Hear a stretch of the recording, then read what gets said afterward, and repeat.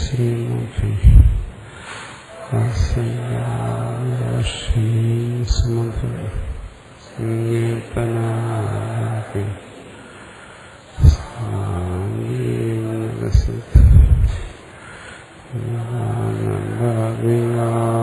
ഈശ്വരൈ ശിവസമാരംഭാം ശങ്കരാചാര്യമധ്യമം അസ്മദാചാര്യപര്യന്താം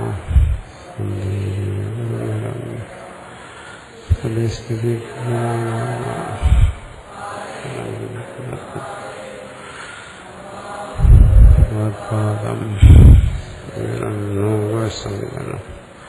ശങ്കരം ശങ്കരാചാര്യം കേശവം ബാദരായ സുപ്രഭാഷകൃതോ വന്ദേ ഭഗവന്തോ പുനഃ ഈശ്വരോ ഗുരുരാത്മേതി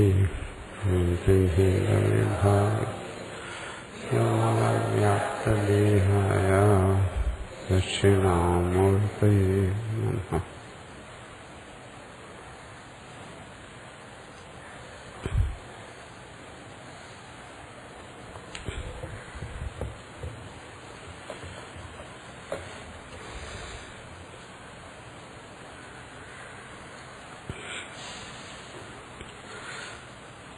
പരമ്പരയെ സ്മരിച്ചുകൊണ്ട് ബൃഹദാരണ്യം വിട്ടാരണ്യം ഭാഷ്യം. അപ്രസിദ്ധ നാമഭിഹി സംബോധനം അയുക്തമിതി ചേത് സന്ധി പ്രാണവിഷയാണി പ്രസിദ്ധാനി പ്രാണാദിനാമാനി താനി അപോഹ്യ അപ്രസിദ്ധൈ ബൃഹത്വാദിനാമഭിഹി സംബോധനം അയുക്തം ലൗകികം ന്യായ അപോഹ തസ്മാത് ഭോക്തരേവ സ്വതഃ പ്രാണസ്യ പ്രതിപത്തിരിതി ചേത് ന ദേവതാ പ്രത്യാഖ്യാനാർത്ഥത്വാത് കേവല സംബോധന മാത്ര അപ്രതിപത്യ ഏവ അസുപ്തസ്യ ആധ്യാത്മികസ്യ പ്രാണസ്യ അഭോക്തൃത്വേ സിദ്ധേ ചന്ദ്രദേവതാ വിഷയൈർ നാമഭിഃ സംബോധനം തച്ചന്ദ്രദേവതാ പ്രാണോ അസ്മിൻ ശരീരേ ഭുക്തേതി ഗാർഗീസ്യ വിശേഷ പ്രതിപത്തി നിരാകരണാർത്ഥം നഹിതം ലൗകികം നാമ്ന സംബോധനേ ശക്യം പ്രാണപ്രത്യാഖ്യാനേനൈവ പ്രാണഗ്രസ്തത്വാത് കർണാന്തരാണാം പ്രവൃത്തി അനുപത്തേഹി ഭോക്തൃത്വ ആശങ്ക അനുപത്തേഹി ദേവതാന്തരാഭാവാസ്തി.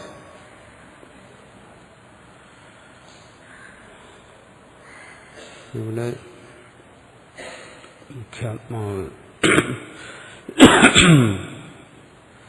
മുഖ്യാത്മാവ് എന്ന് പറയുമ്പോൾ ദേവതയല്ല,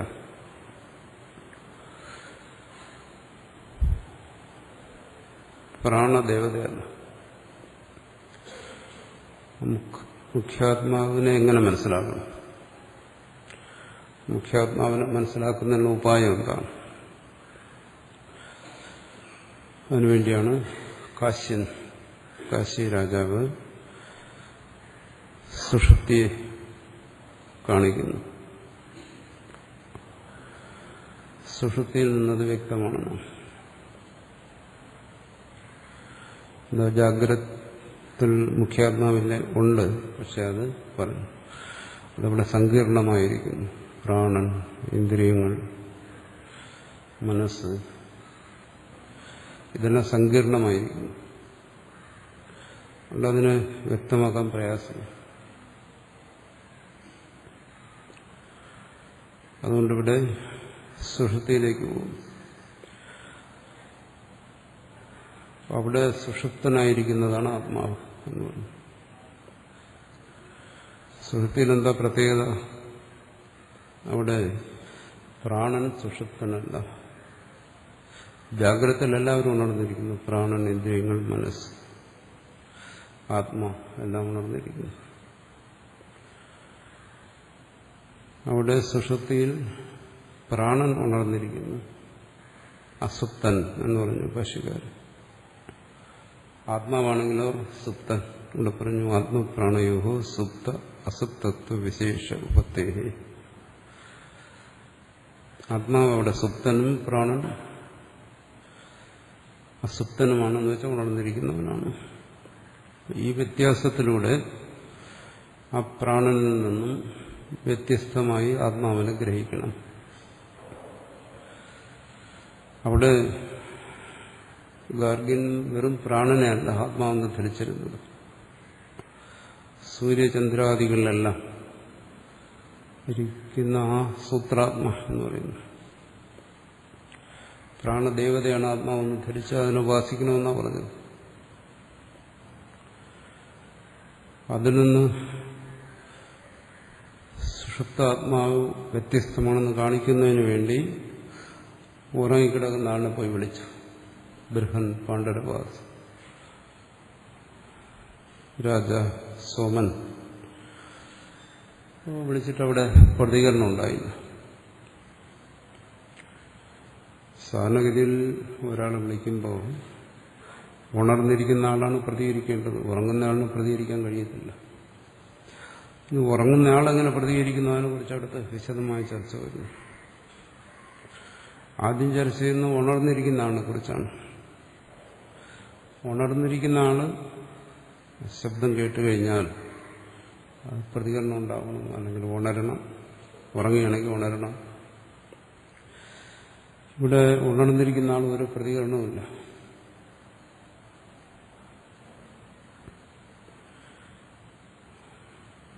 അപ്പോ ഇവിടെ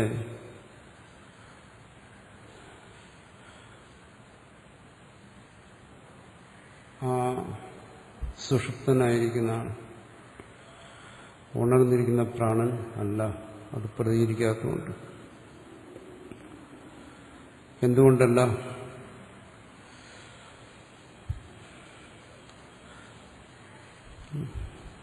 അവിടെ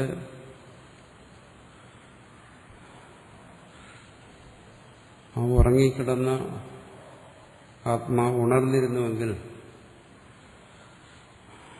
ഈ നാമങ്ങൾ കൊണ്ട് വിളിച്ചത് ആത്മാവിനെയാണെന്ന് മനസ്സിലാക്കാമായിരുന്നു.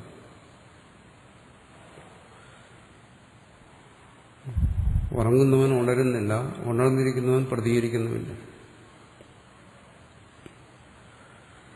ഉണർന്നിരിക്കുന്നവൻ എന്തുകൊണ്ട് പ്രതികരിക്കുന്നില്ല? ഉണർന്നിരിക്കുന്ന ആളിന് പ്രതികരിക്കുന്നതിനുള്ള ശേഷി, അറിയുന്നതിനോ പ്രതികരിക്കുന്നതിനോ ഉള്ള ശേഷിയില്ല. എന്തുകൊണ്ട്? ബോദ്ധാവായി ശ്രോതാവായി എന്നായിരിക്കുന്ന ആത്മാവാണ് പ്രാണനല്ല. ബോദ്ധാവായും ശ്രോതാവായും ഇരിക്കേണ്ട ആത്മാവ് ഉറങ്ങിപ്പോയി. ഉണർന്നിരിക്കുന്നവനോ ബോദ്ധാവോ ശ്രോതാവോ അല്ല. അസാമാന്യമായി പറഞ്ഞു. കുറച്ചുകൂടി തെളിച്ചു പറഞ്ഞു കഴിഞ്ഞാൽ ശബ്ദമോ സ്പർശമോ രൂപമോ രസമോ ഗന്ധമോ സർവത്തിന് സാക്ഷിയായിരിക്കേണ്ടവൻ സർവസാക്ഷി, അതവിടെ ഉറക്കത്തിലാണ്. അതിന് സാക്ഷ്യമായിരിക്കുന്ന, അത് പ്രകാശിപ്പിക്കുന്ന ഇതിലൊരാൾ പ്രാണൻ ഉണർന്നിരിക്കുന്നു. അതുകൊണ്ട് ആ പ്രാണൻ കേവലം സാക്ഷ്യമാണ്, സാക്ഷിയല്ല, സാക്ഷിയാൽ പ്രകാശിപ്പിക്കുന്നതാണ്. അതുകൊണ്ട് ആ പ്രാണന് ഈ ധർമ്മങ്ങളൊന്നുമില്ല. ശ്രോതൃത്വം, മന്ത്രിത്വം, വിജ്ഞാതൃത്വം തുടങ്ങിയ ധർമ്മങ്ങളൊന്നുമില്ല. അതുകൊണ്ടത് ആത്മാവല്ല. അതാണ് ഇവിടെ പറയുന്നത്. അതിന് പറയുന്ന യുക്തി ആ സംബോധനയിൽ പ്രതികരിക്കുന്നില്ല എന്നുള്ളതാണ്. പ്രതികരിച്ചാൽ അത് ആത്മാവ്, പ്രതികരിച്ചില്ലെങ്കിൽ അത് അനാത്മാവ്. ഇതാണ് ഇവിടുത്തെ യുക്തി. അതിൽ വീണ്ടും പൂർവപക്ഷം ചോദ്യം വരികയാണ്. അപ്രസിദ്ധ നാമവി സംബോധനം വൈക്തമിതി ചെയ്യുന്നു.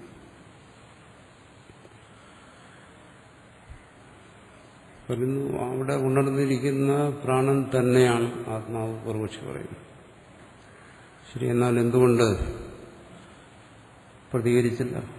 കേട്ട് പ്രതികരിച്ചില്ല? പറയുന്നു അത് അപ്രസിദ്ധ നാമങ്ങളെ കൊണ്ട് അതിനെ വിളിച്ചതാണ്.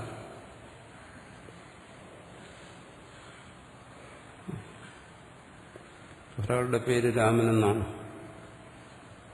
അയാളുടെ പേരാണ്. രാമനെന്ന് വിളിച്ചാൽ എന്താ എന്ന് വിളി കേൾക്കും. അത് അയാളുടെ പ്രസിദ്ധമായ നാമമാണ്, അതുകൊണ്ട് വിളി കേട്ടെന്നിരിക്കും. അത് അയാൾക്കറിയാം, പരിചയമുള്ള നാമം. പക്ഷെ അതിന് വേറെ അയാളെ വിളിക്കുകയാണ് ദശരഥപുത്രൻ, സീതാകാന്തൻ എന്നൊക്കെ പറഞ്ഞു കഴിഞ്ഞാൽ വിളി കേൾക്കണമെന്നോ പ്രതികരിക്കണമെന്നുണ്ടോ? എന്തുകൊണ്ട്? അത്തരം നാമങ്ങൾ അയാളെ സംബന്ധിച്ചിടത്തോളം അപ്രസിദ്ധമാണ്, പ്രസിദ്ധമല്ല. അതുപോലെ ഇവിടെ പ്രാണൻ എന്ന് പറയുന്നതിന് അപ്രസിദ്ധ നാമങ്ങൾ ഉപയോഗിച്ചു. അതുകൊണ്ട് പ്രാണൻ തന്നെയാണ് അവിടെ ശ്രോതാവ്, മന്ദാവ്. പക്ഷേ പ്രസിദ്ധമല്ലാത്ത നാമങ്ങൾ ഉപയോഗിച്ചു. അതുകൊണ്ടാണ് ഇവിടെ പ്രതികരിക്കാത്തത്. അല്ലെങ്കിൽ അതിന് പ്രതികരിക്കാൻ ശേഷി ഇല്ലാത്തതുകൊണ്ടല്ല, അതുകൊണ്ട്. അത് തന്നെയാണ് ആത്മാവെന്നാണ് പൂർവക്ഷി പറയുന്നത്. വിശദീകരിക്കുന്നു. സന്ധിഹി പ്രാണവിഷയാനി പ്രസിദ്ധാനി പ്രാണാദിനാമാനി. പ്രാണനെ സംബന്ധിച്ച് പ്രസിദ്ധമായ നാമം പ്രാണനെന്നാണ്. രാമന്റെ ശരിയായ പേര് രാമനെന്നാണ്, ദശരഥപുത്രനെന്നല്ല. അപ്പൊ അത് ഉപയോഗിച്ച് വിളിക്കണമായിരുന്നു. താന്യപ്പോ ഹി അപ്രസിദ്ധ ബൃഹത്വാദി നാമഭി സംബോധനമായിരിക്കും. അപ്പോൾ പ്രസിദ്ധമായ നാമ പ്രാണൻ എന്നുള്ള ആ നാമത്തെ വിട്ടിട്ട് അപ്രസിദ്ധമായ ബൃഹൻ, പാണ്ഡരവാസ, ഇതൊന്നും ഒരിക്കലും പ്രാണന് പറയുന്ന പേരുകളല്ല. ഇത്തരം നാമങ്ങളെ കൊണ്ടുള്ള സംബോധനം, ആ വിളി ആയുക്തം ശരിയല്ല. ലൗകിക ന്യായ അപോഹ. ഇന്ന് പ്രാഥമികമായ നിയമങ്ങളെ അതിനെ അവഗണിച്ചിട്ട് നിങ്ങൾ തത്വചിന്തയിലേക്ക് പോയാൽ ശരിയാകത്തില്ല. ശബ്ദം, ശബ്ദാർത്ഥം, ശബ്ദാർത്ഥബോധം തുടങ്ങിയ കാര്യങ്ങളെ സംബന്ധിച്ചൊരു പൊതു നിയമമുണ്ട്. ആ നിയമത്തിൽ നിന്നുകൊണ്ട് നിങ്ങൾ ആത്മാവിനെ കുറിച്ചോ അനാത്മാവിനെ കുറിച്ചോ എല്ലാം ചർച്ച ചെയ്യും. അതിൽപ്പെടുന്ന ഒരു കാര്യമാണ് പ്രസിദ്ധമായ ശബ്ദങ്ങൾ ഉപയോഗിക്കുക. അപ്പോൾ ഇവിടെ പ്രാണന് പ്രസിദ്ധമായിരിക്കുന്ന ശബ്ദം പ്രാണൻ തന്നെയല്ല. രാമന്റെ പേര് രാമൻ എന്ന് തന്നെയാണ്, കൃഷ്ണനെന്നോ കേശവനെന്നോ അല്ല. അപ്പോൾ അത് വിട്ടിട്ട് അപ്രസിദ്ധമായ നാമങ്ങൾ ഉപയോഗിക്കാൻ തരുന്നത് ആ ലൗകികമായ ന്യായത്തെ, യുക്തിയെ നിഷേധിക്കുകയാണ്. അത് നിഷേധിച്ചുവിട്ട് നിങ്ങൾ പരിചയമില്ലാത്ത ഒരു ശബ്ദം കൊണ്ട് പ്രാണനെ വിളിച്ച് പ്രാണൻ വിളി കേട്ടില്ല, അതുകൊണ്ട് അത് ആത്മാവല്ല എന്ന് പറയുന്നത് ശരിയല്ല. തസ്മാത് ഭോക്തരേവ സദ പ്രാണസ്യ അപ്രതിപത്തി. അതുകൊണ്ട് പ്രാണൻ തന്നെയാണ് ഇവിടെ ഭോക്താവ്. പക്ഷെ ആ പേരതിന് പരിചയമില്ലാത്തതുകൊണ്ട് അത് വിളി കേട്ടില്ല എന്നാണെങ്കിലോ ഇത് ചെയ്യുന്ന ദേവതാ പ്രത്യാഖ്യാനാർത്ഥത്വ. ഇവിടെ ഒന്ന് ലൗകികമായ കാര്യങ്ങളല്ല ചർച്ച ചെയ്യുന്നു, ശാസ്ത്രമാണ്, ശാസ്ത്രീയമായ കാര്യങ്ങളാണ്. അപ്പൊ ലൗകികമായ നിയമങ്ങൾക്കനുസരിച്ച് ശാസ്ത്രീയമായ വിഷയങ്ങൾ ചർച്ച ചെയ്യണം എന്ന് പറയുന്നത് ശരിയായ കാര്യമല്ല. ലൗകിക ന്യായങ്ങളെല്ലാം ലൗകിക ബുദ്ധിക്ക് വേണ്ടി, ശാസ്ത്രീയ ന്യായങ്ങളെല്ലാം ശാസ്ത്രീയ ബുദ്ധിക്ക് വേണ്ടി. ശാസ്ത്രം എപ്പോഴും ശാസ്ത്രീയ ബുദ്ധിയുള്ളവന് വേണ്ടിയിട്ടാണ്.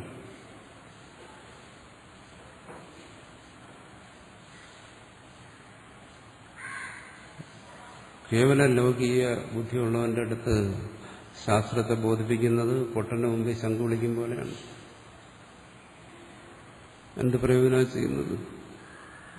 അപ്പോൾ ശാസ്ത്രീയ സംസ്കാരത്തെ പിന്തുടർന്ന് ശാസ്ത്രീയമായ ബോധം, അതാണ് മുഖ്യമായൊരു കാര്യം. അത് ലൗകികമായ കാര്യങ്ങളെ ഗ്രഹിക്കുന്നത് പോലെ ഗ്രഹിക്കേണ്ടതെന്നല്ല, അത് മനസ്സിലാക്കണം. ഭാഷയും പദാർത്ഥവും അർത്ഥബോധനവും അതൊക്കെ ശരി. പക്ഷെ രണ്ടിന്റെയും പ്രക്രിയ രണ്ടാണ്. ഇവിടെ എന്തുകൊണ്ട് അങ്ങനെ ശാസ്ത്രീയമായ ഒരു പദ്ധതിയെ സ്വീകരിച്ചിരിക്കുന്നു? ദേവതാ പ്രത്യാഖ്യാനാർത്ഥത്വ. ഇവിടെ ഒരു സാധാരണ ഒരാളല്ല, അവിടെ ഗാർഗ്യബ്രാഹ്മണൻ അനുചാനഹ എന്ന് വേദമെല്ലാം അധ്യയനം ചെയ്തവനാണ്, ശാസ്ത്രീയ ബുദ്ധിയുള്ള ഒരാളാണ്,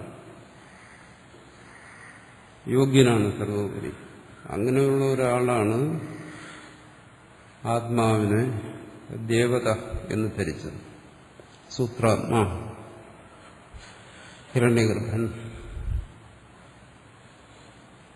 ആ ദേവതാ തലത്തിൽ, ഇങ്ങനെയെല്ലാം ഉള്ള ദേവതാ തലത്തിൽ ആത്മാവിനെ ധരിച്ചത്. അപ്പോൾ അതിനെ നിഷേധിക്കണമെങ്കിൽ ശാസ്ത്രീയ പദ്ധതിയിൽ കൂടെ നിഷേധിക്കണം.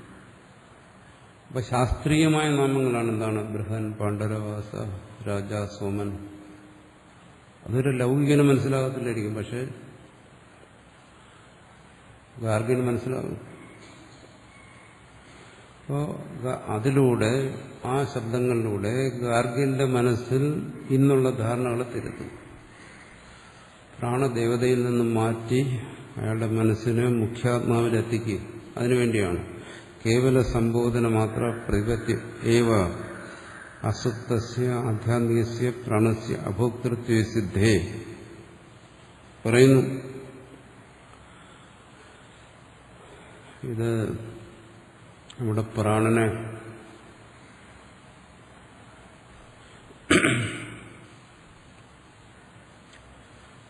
അത് ഭോക്താവല്ല എന്ന് തെളിയിക്കുന്നതിന് വേണ്ടി പ്രാണൻ എന്ന് വിളിക്കേണ്ട കാര്യമില്ല, ഇടോ എന്ന് വിളിച്ചാലും മതി. അങ്ങനെ വിളിച്ചാലും മതി. ഉറങ്ങിക്കിടക്കുന്നവന്റെ അടുത്ത് ചെന്ന് നല്ല ഉറക്കത്തിലാണെങ്കിൽ ഇടോ എന്ന് വിളിച്ചു കഴിഞ്ഞാൽ എണീക്കുകയില്ല. എന്തുകൊണ്ടുകൊണ്ടാണ് വിളിക്കുന്നത്? മൃതശരീരമാണെങ്കിൽ അവിടെ പോയി ഇടോ എന്ന് വിളിക്കുകയില്ല. അവിടെ പ്രാണൻ ചലിക്കുന്നു. ചലിക്കുന്നതുകൊണ്ട് വിളിക്കുന്നു ഇടോ. അപ്പോ ജീവനെ അഭിസംബോധന ചെയ്യുകയാണ്. അതിന് പ്രാണശബ്ദം തന്നെ വേണമെന്നില്ല, ഏതെങ്കിലും ശബ്ദം. പ്രതികരിക്കുന്നില്ല. അതുകൊണ്ട് മനസ്സിലാക്കാൻ എന്താണോ ഇത്? ഈ കാണുന്ന, ഈ ഉണർന്നിരിക്കുന്ന പ്രാണനല്ല, അതിനപ്പുറം എന്തോ ഉണ്ട്. അതിന് വേണ്ട പ്രാണശബ്ദവും വേണമെന്നില്ല. ഒരു ശബ്ദം ഉണ്ടാക്കിയാൽ മതി, കൈഞ്ഞൊടിച്ചാൽ മതി, ഒന്ന് മൂളിയാൽ മതി, ഏതെങ്കിലും ഒരു ശബ്ദം മതി. ഈ ഒരു കാര്യം തെളിയിക്കുന്നതിന് എന്താണ്? അവിടെ ഉണർന്നിരിക്കുന്നവൻ കേൾക്കുന്നില്ല എന്ന് തെളിയിക്കുന്നതിന് പേര് വിളിക്കണമെന്നില്ല. പക്ഷെ ഇവിടെ കേൾവിക്കാർക്ക് തന്നെ അതിശയം തോന്നത്തക്ക രീതിയിൽ അപ്രസിദ്ധമായ നാമങ്ങൾ ഉപയോഗിച്ച് എന്താണ്? ബൃഹൻ, പാണ്ഡരവാസ, സോമോ, രാജൻ. ഇതാരും കേട്ടിട്ടില്ലാത്ത ശബ്ദങ്ങളാണ്. പക്ഷേ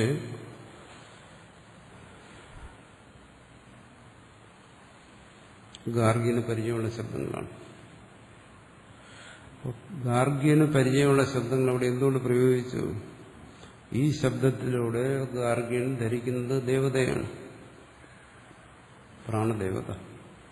ആ പ്രാണദേവതയെ നിരാകരിക്കുന്നതിന് വേണ്ടി, നിഷേധിക്കുന്നതിന് വേണ്ടി. അതല്ല ആത്മാവ്, അത് മുഖ്യാത്മാവല്ല, അത് അമുഖ്യമായ ആത്മാവാണ്, അത് ഉപാസ്യ ദേവതയാണ്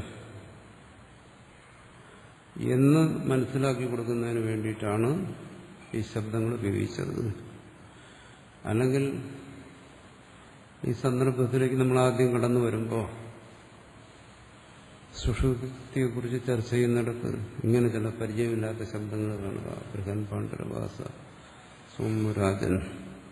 ഇതെന്തോ ഇവിടെ അയച്ചു കിട്ടിയതുപോലെ തോന്നും. എന്തോ ഒരു കാര്യത്തെ നമ്മളെ അടിച്ചേൽപ്പിക്കുന്ന പോലെ തോന്നും. പക്ഷെ അതല്ല. എന്തുകൊണ്ട്? ആ ദേവതയെ നിഷേധിക്കുക, ആ ദേവതാഭാവത്തെ നിഷേധിക്കുക. അതാണ് മുഖ്യാത്മാവാണെന്നുള്ള ആ ഭ്രാന്തിയെ നിഷേധിക്കുന്നതിന് ആ ശബ്ദങ്ങൾ ഉപയോഗിച്ചതേ ഉള്ളൂ. അല്ലാതെ വെറുതെ പ്രാണനല്ല ആത്മാവെന്ന് ബോധിപ്പിക്കുന്നതിന് വേണ്ടി മാത്രമല്ല. അതാണ് കേവല സംബോധന മാത്രം പ്രതിപത്തിയായി. കേവല സംബോധന കൊണ്ട് മാത്രം അസുപ്തസ്യ ആധ്യാത്മികസ്യ പ്രാണസ്യ അഭോക്തൃത്വ സിദ്ധി. അവിടെ ഉണർന്നിരിക്കുന്ന ഈ ശരീരത്തിലുള്ള ആ പ്രാണൻ ഭോക്താവല്ല എന്ന് തെളിയിക്കാമെന്നിരിക്കെ ഈ ചന്ദ്രദേവതാ വിഷയ നാം സംബോധനം. ആ ചന്ദ്രദേവത, സോമോ, രാജൻ എന്നൊക്കെ പറയുന്ന ചന്ദ്രദേവതയാണ്, ഉപാസ്യ ദേവതയാണ്. ആ നമ്മളെ കൊണ്ട് സംബോധന ചെയ്യുന്നത് ഈ ചന്ദ്രദേവത പ്രാണോ അസ്മിൻ ശരീരേ ഭോക്തേരി ഗാർഗ്യസ്യ വിശേഷ പ്രതിപത്തി നിരാകരണ. ആ ചന്ദ്രദേവത, ആ പ്രാണൻ, അതാണ് ഈ ഉറങ്ങിക്കിടക്കുന്നവന്റെ ശരീരത്തിൽ ആത്മാവായിരിക്കുന്നത് എന്നുള്ള ഗാർഗ്യന്റെ ആ ബുദ്ധി. ഗാർഗ്യനെ സംബന്ധിച്ചിടത്തോളം വിശേഷ ബുദ്ധിയാണ്. ഗാർഗ്യൻ അതിനെ ആത്മബോധമായിട്ട് കൊണ്ടു കിടക്കുകയാണ്. അതിനെ നിരാകരിക്കുന്നതിന് വേണ്ടിയിട്ടാണ്. അല്ല കൃത്രിമമായിട്ട് ഈ ശബ്ദങ്ങളൊന്നും പ്രയോഗിച്ചതല്ല, അതിനൊരു താല്പര്യമുണ്ട് എന്ന് ഭാഷ്യകാരൻ വളരെ സൂക്ഷ്മമായി അതിനെ വിശകലനം ചെയ്യുന്നു.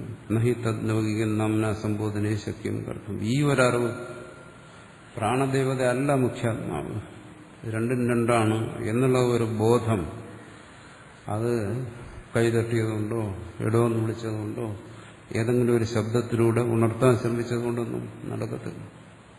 അവിടെ സ്പഷ്ടമായി വിവേചിച്ച് ബോധ്യപ്പെടുത്തണം. പ്രാണൻ വേറെയാണ്, പ്രാണദേവത വേറെയാണ്, ആത്മാവ് വേറെയാണ്.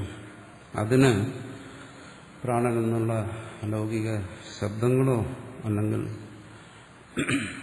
മറ്റെന്തെങ്കിലും ശബ്ദങ്ങളോ ഉപയോഗിച്ച കാര്യം നടക്കും. അതുകൊണ്ടാണ് പറയുന്നത് ശാസ്ത്രീയമായ ചിന്താ പദ്ധതി വേറെയാണ്, ലൗകികമായ ചിന്ത, ന്യായം, യുക്തി എല്ലാം വേറെയാണ്. അതുകൊണ്ടിവിടെ ശാസ്ത്രീയമായ മാർഗത്തെ അവലംബിച്ചിരിക്കുന്നു. പ്രാണപ്രത്യാഖ്യേനൈവ പ്രാണഗ്രസ്തത്വ കർണാന്തരാണാം പ്രവൃത്തി അനുപത്തേഹി ഭോക്തൃത്വ ശങ്ക അനുപത്തി. ഇവിടെ പ്രാണനെ നിഷേധിച്ചു. അതുകൊണ്ട് തന്നെ എന്താണ് പ്രാണഗ്രസ്തമായിരിക്കുന്ന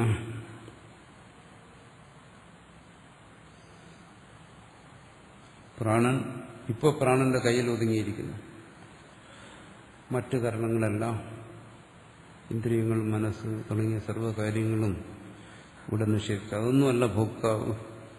ചില ധരിക്കുന്ന മനസ്സാണ് ആത്മാവ്, മനസ്സാണ് എല്ലാத்தைയും അറിയുന്നത്, മനസ്സ് കേൾക്കുന്നു, മനസ്സ് മറുപടി പറയുന്നു.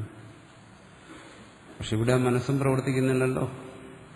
എന്തുകൊണ്ട്? അതെല്ലാം പ്രാണന്റെ അധീനമായിപ്പോ. പറയുന്നു പ്രാണൻ അതിനെല്ലാം വിഴുങ്ങിയിരിക്കുകയാണ്. അതുകൊണ്ട് പ്രാണനെ നിഷേധിച്ചതിലൂടെ എന്തായി? ആത്മാവ് മനസ്സല്ല, ബുദ്ധിയല്ല, പ്രാണനല്ല,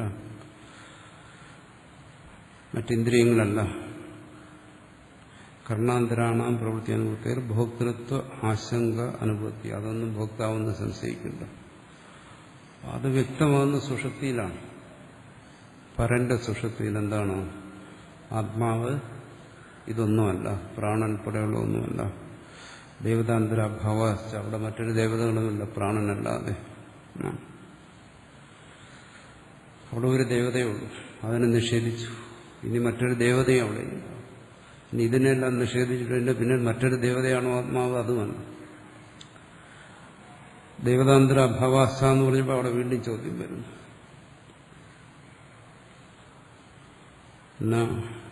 വതിഷ്ഠ ഇത്യാദ്യ നന്വതിഷ്ഠ ഇത്യാദ്യ ആത്മന്യു ഇത്യന്തേന ഗ്രന്ഥേന ഗുണവദ്ദേവതാഭേദസ്യ ദർശിതത്വാതിരിച്ച് തസ്യ പ്രാണേ ഏവ ഏകത്വാഭ്യുപമാ സർവശ്രുതിഷു ആ നാമഭേദ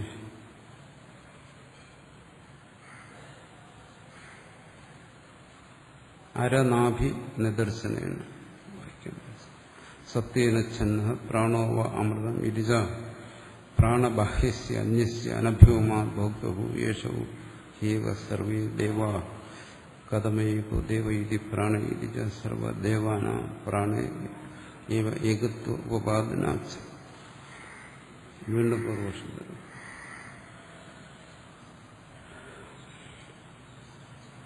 പലരും ചിന്തിക്കും, എന്തിനാ ഇത്രയധികം പൂർവപക്ഷം? നിങ്ങൾ മനസ്സിലാക്കേണ്ടത് എന്താണ്? പൂർവപക്ഷമാണ് മനസ്സിലാക്കേണ്ടത്, സിദ്ധാന്തമാണ്. സിദ്ധാന്തം ഒരു സംശയമില്ല. അതിന് സിദ്ധാന്തം എന്ന് പറഞ്ഞാൽ പോരെ. സിദ്ധാന്തം പറയുക, വീണ്ടും പൂർവപക്ഷം കൊണ്ടുവരിക, വീണ്ടും സിദ്ധാന്തം കൊണ്ടുവരിക, നീണ്ടു പോകുന്നു, അവസാനിക്കുന്നില്ല. തനിക്ക് വേണ്ടത് എന്താണ്? സിദ്ധാന്തം, തത്വം, തത്വത്തിൽ ഉറച്ചു നിൽക്കുക, തത്വനിഷ്ഠ. അതാണ് എല്ലാവരും ആഗ്രഹിക്കുന്നത്. അതിൻ്റെ ഇടയ്ക്ക് പൂർവപക്ഷങ്ങളെ കൊണ്ടുവരുമ്പോൾ വീണ്ടും മനസ്സിന് വികല്പം വരികയാണ്. ചിലരുടെ പരാതിയാണ്. ഒരു തത്വം ഞാൻ ഗ്രഹിച്ചു, എൻ്റെ മനസ്സിൽ ഉറച്ചിരിക്കുന്നു, വീണ്ടും തന്നെ ഇളക്കുന്നു, വീണ്ടും അവിടെ വികല്പം കൊണ്ടുവരുന്നു, എൻ്റെ മനസ്സിലില്ലാത്ത സംശയങ്ങളെ വീണ്ടും ഉണ്ടാക്കുന്നു, ഇല്ലാത്ത സംശയങ്ങളെ ഉണ്ടാക്കി അതിനെ നിഷേധിച്ച് എന്തിനാ തത്വത്തിലേക്ക് കൊണ്ടുവരുന്നത്? അല്ലാതെ തന്നെ തത്വത്തിൽ ഉറപ്പുണ്ടല്ലോ എന്ന്. പക്ഷെ ഭാഷ്യകാരന്റെ ശരി ഇതാണ്.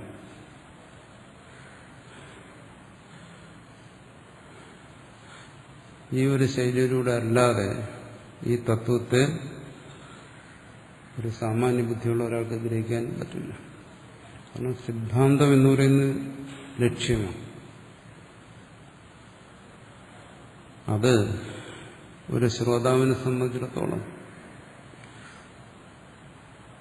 പ്രാപിക്കേണ്ട ഒരു സ്ഥാനമാണ്. തൽക്കാലം അത് അപ്രാപ്യമാണ്.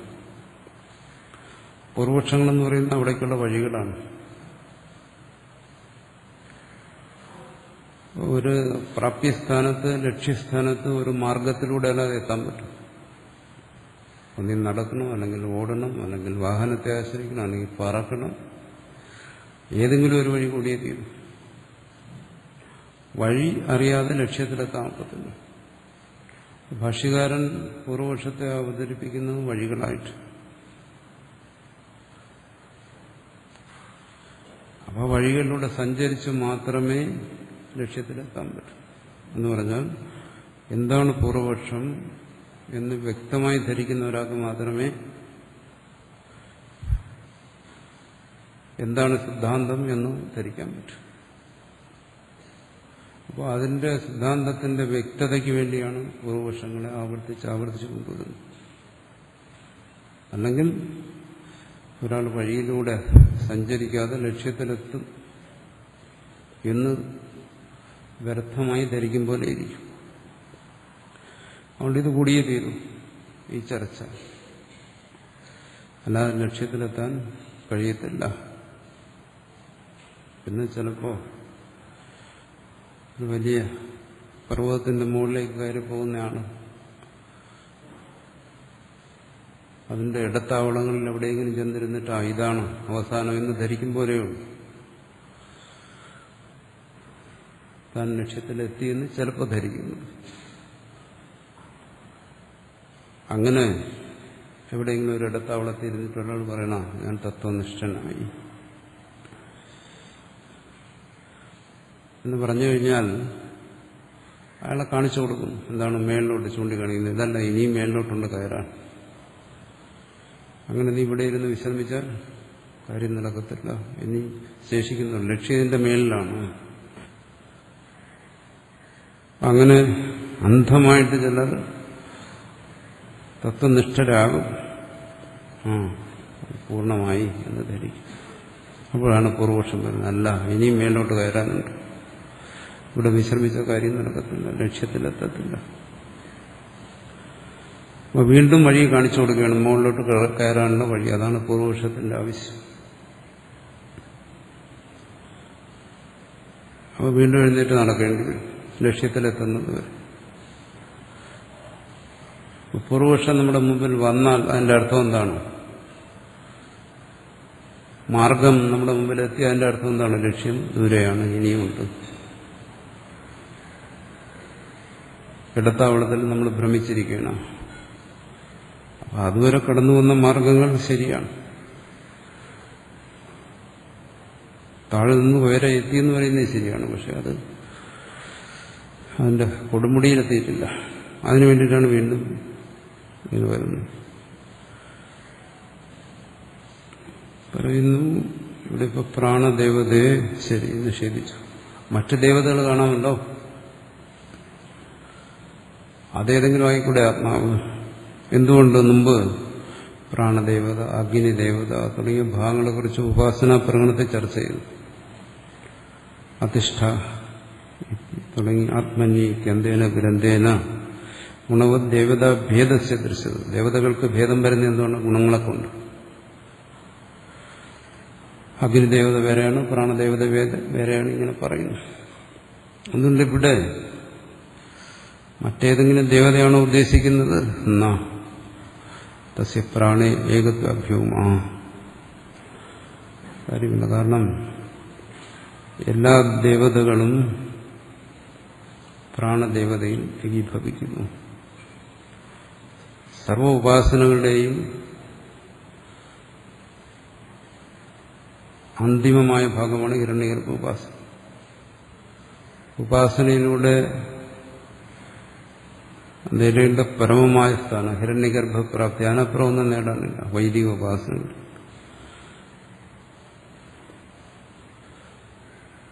മറ്റുപാസനകളിലെല്ലാം അതാത് ഫലമാണ്. നേരത്തെ പറഞ്ഞല്ലോ, ആയുസ് മുഴുവൻ കിട്ടാനൊരു ഉപാസന, കണ്ണിന് ശരിക്കും കാഴ്ച കിട്ടാനൊരു ഉപാസന, പശുവിനെ കിട്ടാനൊരു ഉപാസന, സന്താനങ്ങളുണ്ടാകാൻ ഉപാസന, സുഹൃത്തുക്കളുണ്ടാകാൻ ഉപാസന. ഇതൊക്കെ വേറെ വേറെ ഫലങ്ങളുള്ളതാണ്. അവിടെയെല്ലാം ഉപാസ്യമായ ദേവതകളും വേറെയായിരിക്കും. പക്ഷെ പ്രാണോപാസനയാണ് മുഖ്യം. ഹിരണ്യഗർഭപ്രാപ്തിയാണ് മുഖ്യമായ ഫലം. അതുകൊണ്ട് സർവ ഉപാസന ഫലവും ഇതിൽ അന്തർഭവിച്ചിരിക്കുന്നു. സർവ ഉപാസ്യ ദേവതകളും ഇതിൽ അന്തർഭവിച്ചിരിക്കുന്നു. അങ്ങനെയുള്ള പ്രാണദേവതയെ നിഷേധിച്ചാൽ പിന്നീട് ഒരു ദേവതയും ശേഷിക്കത്തില്ല. തസ്യ പ്രാണേവ ഏകത്വഭ്യൂമാൻ. സർവശ്രുതിഷു അരനാഭിനദർശനം. ശ്രുതികൾ പലയിടത്തും പറയും അരനാഭിദർശനം. ആരക്കാലുകളും അതിന്റെ നാഭി, വണ്ടിച്ചക്രം അതിന്റെ. ഈ എല്ലാ ആരക്കാലുകളും ഒരു കേന്ദ്രത്തിലേക്ക് വരുന്ന പോലെ എല്ലാ ദേവതകളും ആ പ്രാണദേവതയിൽ ഏകീഭവിക്കുന്നു. ഇത് പല ഭാഗത്തും പറഞ്ഞിട്ടുണ്ട്. സത്യേന ഛന്നഃ പറഞ്ഞിരിക്കുന്നു. സത്യം വിരാട് സ്ഥൂലദേഹം, അതിനാൽ അച്ഛന്നമായിരിക്കുന്നവൻ. അല്ലെ, നമ്മൾ വിരാട് ദേഹത്തെ കാണുന്നുണ്ട്, പ്രാണദേവതയെ കാണുന്നുണ്ട്. അപ്പോൾ ഈ വിരാട് സ്ഥൂലദേഹം പ്രാണദേവതയുടെ ഇരിപ്പിടമായതുകൊണ്ട് സത്യമാണ്. അതിന് മഹത്വമില്ല. രാജാവിരിക്കുന്ന സിംഹാസനത്തിൽ മറ്റുള്ളവരുടെ കസേര പോലെ അല്ല, അതിനൊരു മഹത്വമുണ്ട്. അതുകൊണ്ട് വിരാട് ദേവത ഇരിക്കുന്ന ഈ സ്ഥൂലപ്രപഞ്ചം അത് സത്യമാണ് എന്ന് ആപേക്ഷികമായി പറയുന്നു. അവിടേക്ക് എന്താണ് ഈ സമ്പൂർണ്ണ പ്രപഞ്ചവും ഒരു ദേവതയുടെ ശരീരമാണെങ്കിൽ പിന്നീടൊന്നും അവശേഷിക്കുന്നില്ലല്ലോ. സർവ്വദേവതകളും ആ ദേവതയിൽ അന്തർഭവിച്ചിരിക്കുന്നു. പ്രാണോവ അമൃതം. ആ പ്രാണന ദേവതയെ തന്നെ കുറിച്ച് പറയുന്നത് അമൃതമാണ്. മറ്റുള്ള ദേവതകളെ അപേക്ഷിച്ച് മറ്റുള്ളതെല്ലാം അതിൽ വിലയം പ്രാപിക്കുന്നു. മറ്റുള്ളതെല്ലാം വിലയം പ്രാപിക്കുമ്പോഴും അത് നിലനിൽക്കുന്നു. അതുകൊണ്ട് ഇതിജ പ്രാണബാഹ്യസ്യ അന്യസ്യ അനഭ്യൂമാ ഭോക്തഹു. അതുകൊണ്ട് ആ പ്രാണദേവതയിൽ നിന്ന് അന്യമായി ഒരു ഭോക്താവ് ഇവിടെ ഉണ്ടെന്ന് വേറൊരു ദേവതയെ സ്വീകരിക്കാൻ സാധ്യമല്ല. ഭോക്താവ് ആത്മാവ് തന്നെയാണ്. യേശ ഉഖ്യേവ സർവേ ദേവാഹ. സർവദേവതകളും ഇവൻ തന്നെയാണ്. കഥമേകോ ദേവ ഇതി പ്രാണയിതി. ശരി, ഒരുപാട് ദേവതകളെ കുറിച്ച് പറയുന്നുണ്ടല്ലോ, സൂര്യനും ചന്ദ്രനും അഗ്നിയുമെല്ലാം. ഒരു ദേവനെ കുറിച്ച് പറയുക. ഏകദേവൻ ആരാണ്? അത് പ്രാണൻ.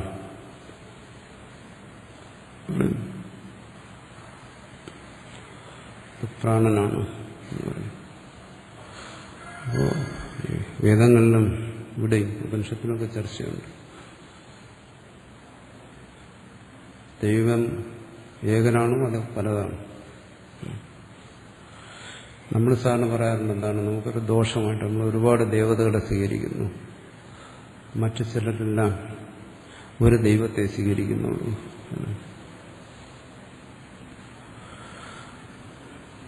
അത് ഒരു പോരായ്മയാണ്. പലരുമെന്ന് സങ്കടത്തോടെ പറയാറുണ്ട്, എന്താ സംബന്ധമായി പോയി. ഇവിടെ 33 കോടി ദേവതയുണ്ട്, പക്ഷെ എൻ്റെ അയൽവാസിക്ക് ഒരു ദേവനയുണ്ട്, അവനെത്ര ഭാഗ്യവാനാണ്. ഇവിടെയും അക്കാര്യം തന്നെ പറയുന്നത്, ദേവൻ ഒന്നേ ഉള്ളൂ.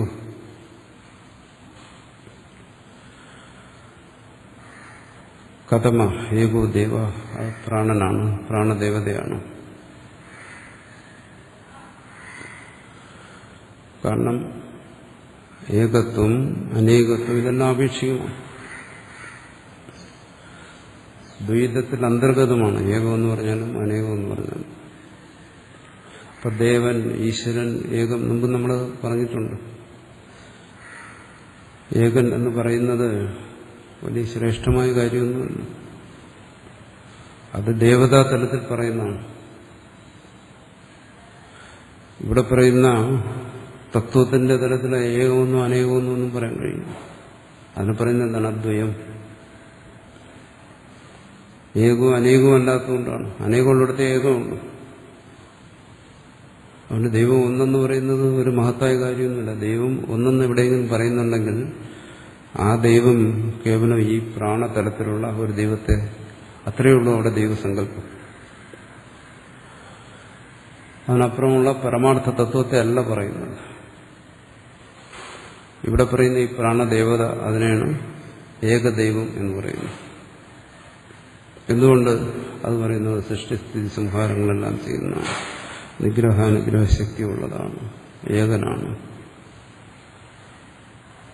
അത് തത്വചിന്തയുടെ പരമകാഷ്ഠയെന്നുണ്ട്. ദൈവസങ്കല്പത്തിന്റെ ഏറ്റവും ഉയർന്ന തലമൊന്നുമില്ല ഈ ഒരു ദൈവമെന്ന് പറയുന്നു. മുമ്പ് പറഞ്ഞതുപോലെ ലൗകികമായ ദൃഷ്ടിയിലാണ്.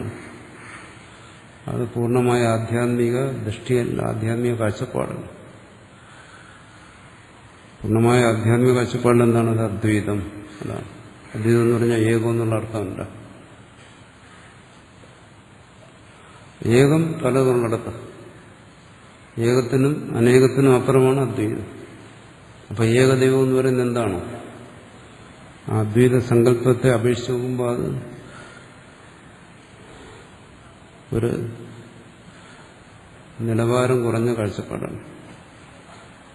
നാനാ ദേവതകളെ കുറിച്ച് സങ്കല്പിക്കുമ്പോൾ അത് നിലവാരമുള്ള ഒരു കാഴ്ചപ്പാടാണ്. അതുകൊണ്ട് ഏകദൈവ വിശ്വാസം കേമോ എന്ന് പറയുന്നത്, അതിനെ ഏറ്റുപറയുന്നവർക്ക് ഈ പല ദേവതാ വിശ്വാസത്തെ അപേക്ഷിച്ചത് ശ്രേഷ്ഠമാണെങ്കിലും അത് പരമമായ തത്വം അല്ല. അതൊരു തത്വദർശനമല്ല, ഒരു ആപേക്ഷികമായ കാഴ്ചപ്പാട്. ഒരു തരത്തിൽ പറഞ്ഞാൽ മനുഷ്യന്റെ ലൗകിക ബുദ്ധി നിന്നുകൊണ്ടുള്ള ഒരു കണക്കുകൂട്ടലാണ്. കണക്കുകൂട്ടുന്നതല്ലേ പറയുന്നു 1, 2, 3, 4. അത് ലൗകിക ബുദ്ധി അപേക്ഷമായ ഒരു കാര്യമാണ്. അതിന് നമ്മൾ പറയുന്ന പോലെ വലിയൊരു തത്വമോ വലിയൊരു സത്യമോ ഒന്നും അതിനകത്തില്ല. അതിവിടെയും പറയുന്നുണ്ട്. ഈ പലതായി കാണപ്പെടുന്ന ദേവതകളെല്ലാം ഒന്നാണ്. അതെവിടെ പറഞ്ഞാലും അതിന് പരമാവധി ചെന്നെത്താമെന്നുള്ള ഈ പ്രാണദേവതയുടെ തലമാണ്. ഇവിടെ ഹിരണ്യഗർഭനെന്ന് പറയുന്നതാണ്, വേറെടുത്ത് ഏകദേവനെന്ന് പറയുന്നത്. അവനെ സൃഷ്ടിസ്ഥിതി സംഹാരകർത്താവായി പറയുന്നു. അദ്വൈതം അതല്ല പറയുന്നു. അതിനും ഒരുപടി കൂടി കടന്നാ പറയുന്നു.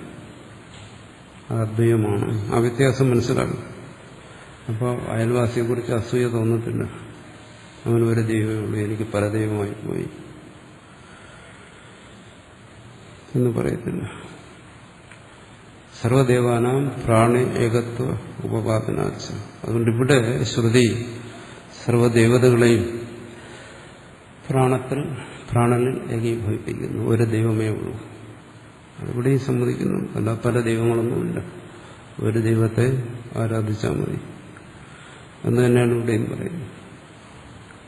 ആ ദൈവമല്ലാതെ വേറെ ആരാധ്യനായി വേറെ ദൈവങ്ങളൊന്നുമില്ല എന്ന് തന്നെയാണ് ഇവിടെ പറയുന്നത്.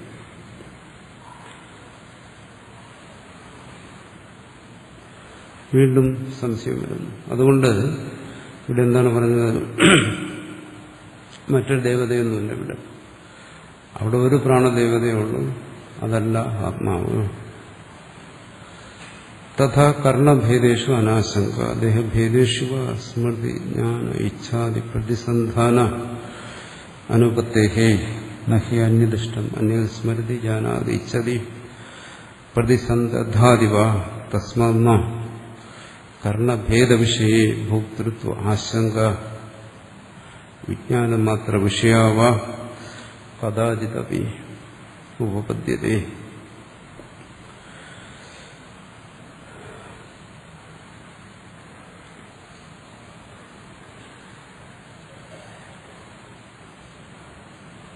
കരണഭേദങ്ങളിൽ എല്ലാം ശങ്കിക്കേണ്ട കാര്യമില്ല. അതിലെവിടെയെങ്കിലും ആത്മത്വ ബുദ്ധി, അതും അങ്ങനെ ശങ്കിക്കേണ്ട കാര്യമില്ല.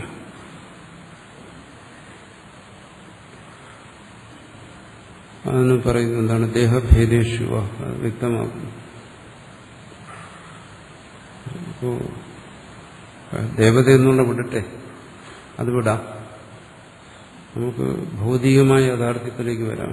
എന്താണ് ആത്മാവ്? പ്രാണനാണോ, മനസ്സാണോ, കണ്ണാണോ, ചെവിയാണോ, മൂക്കാണോ? അങ്ങനെ ഓരോന്നിനെ കുറിച്ചും ചിന്തിക്കാം. അവിടെയെങ്ങും കാരണം എന്തുകൊണ്ടങ്ങനെ പറയുന്നു? ഇവിടെ ഉറങ്ങിക്കിടക്കുന്നവനെ നോക്കിയാൽ പറയുന്നു, ആത്മാവിനെ കുറിച്ച് അന്വേഷിക്കുന്നു. ഉറങ്ങിക്കിടക്കുന്നവനിൽ കൈയും കാലും കണ്ണും മൂക്കും എല്ലാം കാണുന്നുണ്ട്. അവിടെ പ്രാണൻ പ്രകടമായി കാണുന്നു. മനസ്സാണെങ്കിൽ ഉറങ്ങിക്കിടന്നാലും ഉണർന്നിരുന്നാലും വേറൊരാൾക്ക് കാണാൻ കഴിയില്ല. അന്യന്റെ മനസ്സ് അതും അവിടെ ഉണ്ടെന്ന് തന്നെ കരുതാൻ കാണും. കാരണം ഉണർന്നു വരുമ്പോൾ അത് പ്രവർത്തിക്കുന്നുണ്ട്. അപ്പോൾ ഇതിലെവിടെയെങ്കിലുമാണോ ഈ ആത്മാവ്? അതാണ് സാധാരണ പറയില്ല ഇന്നത്തെ പഠിപ്പുള്ളവർ, അത് തലച്ചോറിലാണ് ഇരിക്കുന്നത്. ഇതെല്ലാം ആ തലച്ചോറിന്റെ പ്രവർത്തനമാണ്. എന്നുവെച്ചാൽ ബ്രെയിൻ, അതിന്റെ പ്രവർത്തനമാണ്. അതിന് ചില ഭാഗങ്ങളാണ്. അന്നവർ ചില പേരുകളൊക്കെ പറയും. അവിടെ ആ സൂക്ഷ്മരൂപത്തിലിരിക്കുന്നത് ആ ജീവൻ. അതാണ് കർണഭേദങ്ങളിലുള്ള ആശങ്ക എന്ന് പറയുന്നത്. സൂക്ഷ്മകോശങ്ങളിലെല്ലാം ഇരുന്ന് പ്രവർത്തിക്കുകയാണത്. അതാണ് ഈ ജീവൻ ആത്മാവെന്നൊക്കെ പറയുന്നതെന്ന് പറയുന്നത്. അതുകൊണ്ടല്ലേ കോശങ്ങളിലൊക്കെ പരീക്ഷണങ്ങൾ നടത്തുന്നു, ആത്മാവിനെ കണ്ടുപിടിക്കാൻ. നമ്മുടെ ചലനങ്ങളൊക്കെ ഉണ്ട്, ചില ഊർജപ്രവാഹങ്ങളൊക്കെ ഉണ്ട്. അതാണ് അതിന്റെ തുടക്കം, അതാണ് ആത്മാവ്. അതിന് പുതിയ പേരുകളൊക്കെ ഉണ്ട്, അത് ഞാൻ പറയുന്നത്. പക്ഷെ അത്തരം കാഴ്ചപ്പാടുകളൊക്കെ നിഷേധിക്കുകയാണ് പറയുന്നു. അങ്ങനെ പറയാൻ പറ്റില്ല. കാരണം ഇവിടെ സ്മൃതി, ജ്ഞാനം, ഇച്ഛ, പ്രയത്നം, ഇതിന്റെ എല്ലാം ഒരു പ്രതിസന്ധാനം, അനുസ്യൂതത കാണുന്നു. ഇത് നോക്കാം. രാമനും കൃഷ്ണനും രണ്ടുപേര്. രാമനെ നമ്മൾ ആത്മാവായി എടുത്തത് ആ രാമൻ തന്നെ, ആ കാണുന്ന രൂപങ്ങൾ തന്നെ, അതെല്ലാം കൂടെ കൂടിച്ചേർന്നതിന് ആത്മാവായി എടുത്തു. കൃഷ്ണനെയും അതായിട്ടെടുത്തു, രണ്ടാത്മാവും. ഇവിടെ പറയുന്ന പോലെ അതിനപ്പുറം ഒരു ആത്മാവൊന്നുമില്ല. കണ്ണും മൂക്കും ഈ കാണുന്നതിന് മാത്രം ചാർവാകൻ പറയുന്ന പോലെ അതിനെ ആത്മാവായി സ്വീകരിച്ചു കഴിഞ്ഞാൽ രാമൻ അറിയുന്നു, സ്മരിക്കുന്നു, ആഗ്രഹിക്കുന്നു, പ്രവർത്തിക്കുന്നു. ഇതിന്റെ ഒരു തുടർച്ച രാമനിലേ ഉള്ളൂ, കൃഷ്ണനില്ല. രാമന്റെ അറിവിന്റെ തുടർച്ച കൃഷ്ണനിലുണ്ടോ? ഇല്ല. രാമന്റെ സ്മരണയുടെ തുടർച്ച കൃഷ്ണനിലുണ്ടോ? ഇല്ല. അങ്ങനെ സംഭവിക്കുന്നില്ല. എന്തുകൊണ്ട്? ഇത് രണ്ടും രണ്ടാണ്. രാമന്റെ പ്രവൃത്തിയുടെ തുടർച്ച കൃഷ്ണനിലുണ്ടോ? ഇല്ല. രണ്ടും വ്യത്യസ്തമാണ്. അതുപോലെ ഈ ഒരു ശരീരത്തിൽ ഏതെങ്കിലും ഒരു കർണത്തെ ആത്മാവായി സ്വീകരിച്ചു കഴിഞ്ഞാൽ ആ ഒരു ഭാഗത്തെ ആശ്രയിച്ച് സ്മൃതി, ജ്ഞാനം, ഇച്ഛ, പ്രവൃത്തി എല്ലാം തുടരത്തുള്ളൂ. മറിച്ച് എന്നെ ആശ്രയിച്ച് എന്നിലത് നടക്കത്തില്ല. ഞാൻ അറിയുന്നു, ഞാൻ സ്മരിക്കുന്നു, ഞാൻ പ്രവർത്തിക്കുന്നു, ഞാനത് തുടർന്നുകൊണ്ടിരിക്കുന്നു. അവിടെയൊക്കെ പ്രതിസന്ധാനം അത് നടക്കത്തില്ല. അതിനെന്ത് പറയേണ്ടി വരും? കണ്ണ് കണ്ടു, കണ്ണ് കണ്ടതിനെ സ്മരിക്കുന്നു. ഞാനെന്ന് പറയാൻ കഴിയത്തില്ല. ചെവി കേട്ടതിനെ സ്മരിക്കുന്നു. ഓരോ അവയവങ്ങളും പ്രത്യേകം ആത്മാവാണെങ്കിൽ അവരെല്ലാം സ്വതന്ത്രമായി അറിയുകയും കേൾക്കുകയും സ്മരിക്കുകയും പ്രവർത്തിക്കുകയും ചെയ്തുകൊണ്ടിരിക്കുന്നു. ഇവിടെ ഇതിനെല്ലാം കോർഡിനേറ്റ് ചെയ്യുന്ന ഒരാളുണ്ട്, അതില്ലാതെ വരും. അതാണ് ഞാൻ എന്നുള്ള ഒരു സംഭവം ഇല്ലാതെ വരും. ഇതിന്റെ ഒരു സംയോജകനില്ലാതെ വരും. അതുകൊണ്ട് ഈ സ്ഥൂലമായ ശരീരത്തിന്റെ ഏതെങ്കിലും ഭാഗങ്ങളോ അല്ലെങ്കിൽ ശരീരത്തിന്റെ സൂക്ഷ്മമായ ഏതെങ്കിലും കോശങ്ങളോ അത് ഏതിനെങ്കിലും ഒന്നിൽ ആത്മാവിനെ കണ്ടെത്താൻ ശ്രമിച്ചാൽ അതാണ് ആത്മാവിന്റെ ഉറവിടമെന്ന് പറഞ്ഞു കഴിഞ്ഞാൽ ഈ ശരീരവ്യാപകമായി നടക്കുന്ന ഈ പ്രവർത്തനങ്ങളുടെ ഏകോപനം ഈ ശരീരത്തിൽ സംഭവിക്കാതെ വരും. ഏതുപോലെ രാമനിലും കൃഷ്ണനിലും വ്യത്യസ്തമായി നടക്കുന്ന രണ്ട് സംഭവങ്ങളെ ഏകോപിപ്പിക്കാൻ അവിടെ ഒരാളില്ല. അതുകൊണ്ട് രാമന്റെ സ്മരണ കൃഷ്ണനിൽ തുടരില്ല, രാമന്റെ പ്രവൃത്തി കൃഷ്ണനിൽ തുടരില്ല, അങ്ങനെയുള്ള ദോഷങ്ങൾ വരും. അതുകൊണ്ട് ഇതിലേതെങ്കിലും ഒന്നിനെ ആത്മാവായി സ്വീകരിക്കാൻ കഴിയത്തില്ല. അത് ഈ ശരീരത്തിലെ ഏറ്റവും സൂക്ഷ്മമായ മനസ്സുൾപ്പെടെയുള്ള ഏതിനെടുത്താലും ശരി, ഇതിനൊന്നിനെ ആത്മാവായി സ്വീകരിച്ച ഇവര് സ്മൃതി ജ്ഞാന ഇച്ഛാദി പ്രതിസന്ധാനം ഇതിന്റെ ഈ തുടർച്ച സംഭവിക്കാതെ പോകും. നഹി അന്യദൃഷ്ടം അന്യ സ്മരതി ജാനാദി ഇച്ഛതി പ്രതിസന്ധാദിവ പറയുന്നു. ഒരുവൻ കണ്ടതിന് വേറെ ആൾക്കാർ തുടർന്ന് കാണാൻ കഴിയുന്നില്ല, തുടർന്ന് ഓർക്കാൻ കഴിയുന്നില്ല, തുടർന്ന് ആഗ്രഹിക്കാൻ കഴിയുന്നില്ല. മൊത്തത്തിൽ ഒരു തരത്തിലുള്ള തുടർച്ചയും അവനിലെ സംഭവിക്കും, വേറൊന്നിനും സംഭവിക്കുന്നില്ല. അതുകൊണ്ട് ആ ഉറങ്ങിക്കിടക്കുന്നവന്റെ ഏതെങ്കിലും നമ്മൾ അറിഞ്ഞോ അറിയാതെയോ ഇരിക്കുന്ന ഏതെങ്കിലും ഒരു അംശം അവിടെ ആത്മാവെന്ന് ധരിക്കാൻ വയ്യ. ആ അവന്റെ ബ്രെയിനിലോ അതിന്റെ ഏതെങ്കിലും ഒരു സെല്ലിലോ എവിടെയെങ്കിലുമാണ് ആത്മാവ്. അവിടെയൊന്നും സ്വീകരിക്കാൻ കഴിയത്തില്ല. തസ്മാ കർണഭേദ വിഷയ ഭോക്തൃത്വ ആശങ്ക. അതുകൊണ്ട് ഈ ഏതെങ്കിലും ഒരു കർണഭേദം, ഒരംശം ആ ശരീരത്തിലെ ഏറ്റവും സൂക്ഷ്മമായ ബ്രെയിനായാലും ശരി, അവിടെയൊന്നും ആത്മാവിനെ സ്വീകരിക്കാൻ വയ്യ. അങ്ങനെ സ്വീകരിച്ചു കഴിഞ്ഞാൽ ഈ പറയുന്ന ഞാൻ എന്നുള്ള അനുഭവം, എന്റെ അനുഭവം, എന്റെ ഈ ഏകോപനം ഇത് സംഭവിക്കാതെ അവിടെ നിന്ന് വരുമ്പോൾ അത് അനുഭവിക്കുന്നുണ്ടല്ലോ.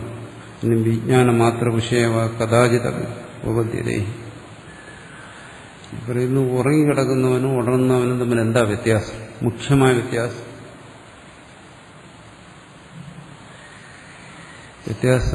മുഖ്യമായ വ്യത്യാസം എന്താണോ? ഉറങ്ങുന്നവന് അറിവില്ല, ഉണർന്നിരിക്കുന്നവന് അറിവുണ്ട്. എന്തറിവ്? ശബ്ദസ്പർശ രൂപരസ ബന്ധങ്ങളെ കുറിച്ചുള്ള അറിവ്, തന്നെക്കുറിച്ച്, പ്രപഞ്ചത്തെക്കുറിച്ചുള്ള അറിവ്, ആത്മാവിനെ കുറിച്ച്, അനാത്മാവിനെ കുറിച്ചുള്ള അറിവ്. അപ്പോൾ ആ മറിഞ്ഞുകൊണ്ടിരിക്കുന്ന ഈ അറിവ് അതിനെ ആത്മാവങ്ങ് സ്വീകരിക്കുക. എന്താ ദോഷം? ആ അറിവിനെ ഞാൻ അഹമെന്ന് പറയുന്നു, ആ അറിവ് അറിയുന്നു, ഇച്ഛിക്കുന്നു, സ്മരിക്കുന്നു, അതിന്റെ തുടർച്ചയുണ്ട്, അറിവിന്റെ തുടർച്ചയുണ്ടല്ലോ. അപ്പോൾ ആ അറിവിനെ സ്വീകരിക്കുക. അറിവെന്ന് പറയുമ്പോൾ ഏതാണ്? സുഷുപ്തിയിൽ ഇല്ലാതിരുന്നതും ജാഗ്രതത്തിൽ ഉള്ളതും, ജാഗ്രതത്തിൽ സ്വപ്നത്തിനും ഉള്ളതും ആയ അറിവ്, അതിനെ സ്വീകരിക്കുക. അത് പറ്റത്തില്ല. അതുമല്ല. എന്തുകൊണ്ട്? കാരണം അത്തരം ഒരു അറിവില്ലാതെയും സുഷുപ്തിയിൽ താൻ സ്ഥിതി ചെയ്യുന്നുണ്ട്. അതുകൊണ്ട് കേവല വിജ്ഞാനം മാത്രമെന്ന് പറയുന്നുണ്ട്. കേവല വിജ്ഞാനം ഏകദേശം ഇത്തരത്തിലൊക്കെയാണ് ക്ഷണിക വിജ്ഞാനവാദികളും മറ്റും ചിന്തിക്കുന്നത്. അവര് ജാഗ്രത സ്വപ്ന സുഷുപ്തികളിൽ അനുസ്യൂതമായിരിക്കുന്നു. ഈ ശബ്ദസ്പർശാദി വിജ്ഞാനങ്ങളെ ആശ്രയിക്കാതെ അനുസ്യൂതമായിരിക്കുന്ന ആ വിജ്ഞാനത്തെ, ആ സത്തയെ സ്വീകരിക്കാതെ ബാഹ്യമായ വിജ്ഞാനത്തെ മാത്രം സ്വീകരിച്ചു. പിന്നെ രണ്ടിനും രണ്ടാക്കി. സുഷുപ്തിയിൽ വാസ്തവത്തിൽ ശേഷിക്കുന്ന വിജ്ഞാനമാണ്, ജാഗ്രതയിൽ സ്ഫുരിക്കുന്ന വിജ്ഞാനമാണ്. ഇതിനെ അവർ രണ്ടാക്കി. ആ തുരീയ രൂപത്തിൽ അനുസ്യൂതനായിരിക്കുന്ന വിജ്ഞാനത്തെ വിട്ടിട്ട് ജാഗ്രതത്തിൽ ബഹിർമുഖമായിരിക്കുന്ന വിജ്ഞാനത്തെ ആത്മാവായി സ്വീകരിക്കാൻ ശ്രമിക്കുന്നു. അതും സാധ്യമല്ല. സുഷുപ്തിയുള്ളിടത്തോളം കാലം അത് സാധ്യമല്ല എന്ന്. അതുകൊണ്ട് വിജ്ഞാനം മാത്രം വിഷയമാ കഥാചിത അഭിഭവത്തി. അതുകൊണ്ട് സുഷുപ്തിയെ നിരൂപണം ചെയ്യുമ്പോൾ അത് ആ കേവല വിജ്ഞാനത്തെയും ആത്മാവായി സ്വീകരിക്കാൻ സാധ്യമല്ല. വീണ്ടും വരുന്ന ചോദ്യം. എന്നാൽ നൻ സംഘാദേവാസ്തു ഭോക്ത, ഈ സംഘാതം പഞ്ചഭൂത സംഘാതം ചാർവാകന്മാരും മറ്റും പറയുന്നതാണ്. ഭൂതചതുഷ്ടയം. ആകാശത്തെ അവർ അംഗീകരിക്കുന്നില്ല. ഒരു ഭൂതമായിട്ട് ബാക്കിയുള്ള 4 പൃഥ്വിയോ തേജോ വായു. ഇതിന്റെ സംഘാതം, ഒറ്റയ്ക്കൊറ്റയ്ക്ക് ഇതിന് ഭോക്താവാകാൻ കഴിയത്തില്ല. ഇതിന്റെ സംഘാതമാണ് ഭോക്താവ് സ്വീകരിച്ചത്. കിം വ്യതിരിക്ത കൽപ്പന, ഇതിനെല്ലാം പിന്നിൽ ഒരു ആത്മാവിനെ കൽപ്പിക്കണമെന്നാ ആപേക്ഷനെ വിശേഷ ദർശന. ഇവിടെ ആത്മാവ് മനസ്സിലാക്കി തരാൻ വേണ്ടി സുഷുപ്തിയിലേക്ക് നമ്മളെ കൊണ്ടുപോകുന്നതിന് ചില പ്രത്യേകതകളുണ്ട്. അതിൽ ഒരു കാര്യം നേരത്തെ പറഞ്ഞു, എന്താണോ അസങ്കീർണത അവിടെയില്ല. സുഷുപ്തിയെക്കുറിച്ച് ചിന്തിക്കുമ്പോൾ അവിടെ വ്യക്തതയാണ്. വാസ്തവത്തിൽ നമ്മൾ ധരിക്കുന്ന എന്താണോ സുഷുപ്തി ഒന്നും അറിയാത്തതാണ്. സുഷുപ്തിയെക്കുറിച്ച് ഇത്രേ പറയാൻ കഴിയൂ, ഒന്നും അറിയാത്തതാണ്. പക്ഷേ ആത്മാവിനെ അറിയുന്നതിന് ജാഗ്രതത്തിനേക്കാൾ വ്യക്തതയുള്ള സ്ഥാനം സുഷുപ്തിയാണ്.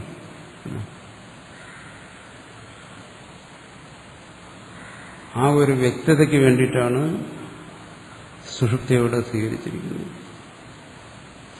ഈ സുഷുപ്തി ഉറക്കമെന്ന് ആവർത്തിച്ച് പറയുന്നുണ്ട്. അവർ തെറ്റിദ്ധരിക്കുന്നു.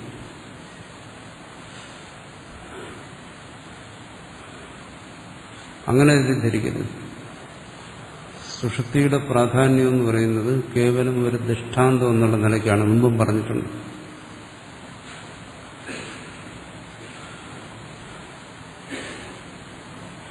അതായത് ഈ കാണുന്നതൊന്നും പരമാർത്ഥമല്ല. തത്വജ്ഞന്റെ ദൃഷ്ടിയിൽ ഇതിനല്ല പരമാർത്ഥം. പരമാർത്ഥമായൊന്നുണ്ട്. ആ പരമാർത്ഥമായ ഒന്ന് ഈ രൂപത്തിലൊക്കെ അനുഭവപ്പെടുന്നതാണ്. ഇതല്ലാതെ അതിന് പറയും ഏതുപോലെ മരുമരീചിക പോലെ എന്ന് പറയും. എന്ന് പറഞ്ഞാൽ എന്താ അതിന്റെ അർത്ഥം? മരുമരീചിക പരമാർത്ഥം എന്നാണോ? അല്ല, അതല്ല. മരുമരീചിക പോലെ എന്ന് പറഞ്ഞാൽ അതുകൊണ്ടാണ്, അത് തെറ്റിദ്ധരിക്കാതിരിക്കാൻ വേണ്ടി. മരുമരീചിക പോലെയാകുന്നുണ്ട്, മരുമരീചിക അല്ല. എന്തുകൊണ്ട്? അതൊരു ദൃഷ്ടാന്തം മാത്രമാണ്. ദാഷ്ടാന്തികം വേറെയുണ്ട്. അതുപോലെ ഒരു ദൃഷ്ടാന്തമായിട്ടാണ് ആണ് പറയുന്നത്. ഒരു വ്യക്തതയ്ക്ക് വേണ്ടി മാത്രം സുഷുപ്തി എടുത്ത് ചർച്ച ചെയ്യുന്നതാണ്. ഇവിടെ ആധ്യാത്മിക വിചാരത്തിൽ ശ്രവണ മനന നിധ്യാസനങ്ങളിലെല്ലാം പ്രാധാന്യം ജാഗ്രത സ്വപ്ന സുഷുപ്തികളിൽ ജാഗ്രതത്തിനാണ്. സ്വപ്നത്തിനോ സുഷുപ്തിക്കോ അല്ല. എന്തുകൊണ്ട്? ഇതിന്റെ നിർണയം ജാഗ്രത സംഭവിക്കുന്നു. ഇതെല്ലാം ശ്രവണ മനനങ്ങളെല്ലാം അതിന്റെ നിർണയത്തിന് വേണ്ടിയിട്ടാണ്. ആ സ്വപ്നത്തിനോ സുഷുപ്തിയിലോ സംഭവിക്കേണ്ടതല്ല. ആ നിർണയത്തിന് പകരം സ്വപ്നമോ സുഷുപ്തിയോ ഒന്നുമല്ല. തെറ്റിദ്ധാരണ വരും. എങ്ങനെ? ഇവിടെ ആവർത്തിച്ച് പറയുന്നു. സദാ സൗമ്യ സമ്പന്നോ ഭവതി സദാ അപീതോ ഭവതി. എല്ലാ ഉപാധികളെയും വിട്ടിട്ട് ആത്മാവ് സുഷുപ്തിയിൽ പരബ്രഹ്മത്തോട് ഏകീഭവിച്ചിരിക്കുന്നു. ആത്മാവിന്റെ സ്വരൂപസ്ഥിതി, ദ്വൈത നിവൃത്തി, സർവോപാധി വിനർമുക്തി തുടങ്ങിയ എല്ലാ കാര്യങ്ങളെയും സമർത്ഥിക്കുന്നത് സുഷുപ്തിയിലാണ്. അതുകൊണ്ട് ജാഗ്രതത്തിനേക്കാൾ പ്രാധാന്യം സുഷുപ്തിക്കാണ്. അതുകൊണ്ട് ചിലർ അങ്ങനെയും ധരിക്കുന്നുണ്ട്. എന്താണ്? അതാണ് വാസ്തവമെങ്കിൽ, ശ്രുതിയാണ് വാസ്തവമെങ്കിൽ ഉറങ്ങിയാൽ മതിയല്ലോ.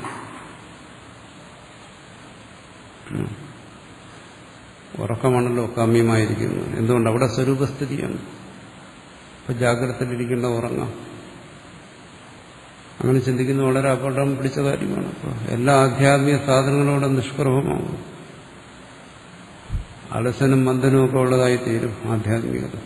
കൂടുതൽ ഉറങ്ങാൻ ആഗ്രഹിക്കുന്ന അവരാണ്.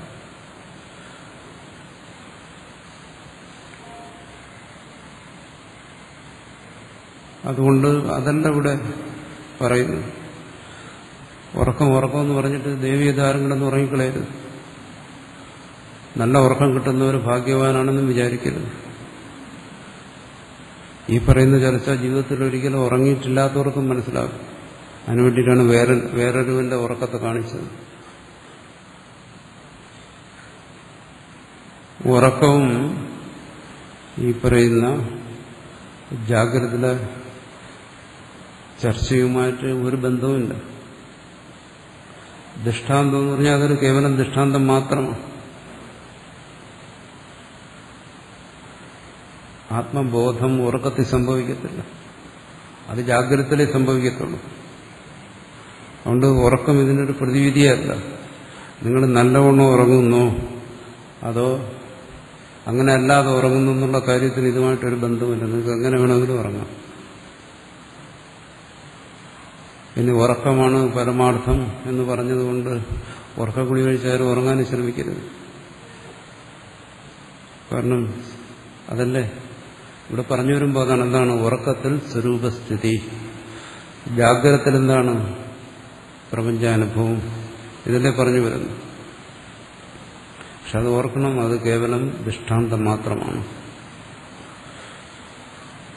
ആധ്യാത്മിക സാധന എന്നുള്ളതിനേക്ക് വേണ്ടി ഉറങ്ങാൻ വേണ്ടി എന്തുകൊണ്ടല്ല, അതാണ് പറഞ്ഞെന്താണ്. ജാഗ്രതത്തിൽ വിഷയങ്ങൾ സങ്കീർണമായിരിക്കുന്നു, ഉറക്കത്തിൽ അത് വേർതിരിയുന്നു.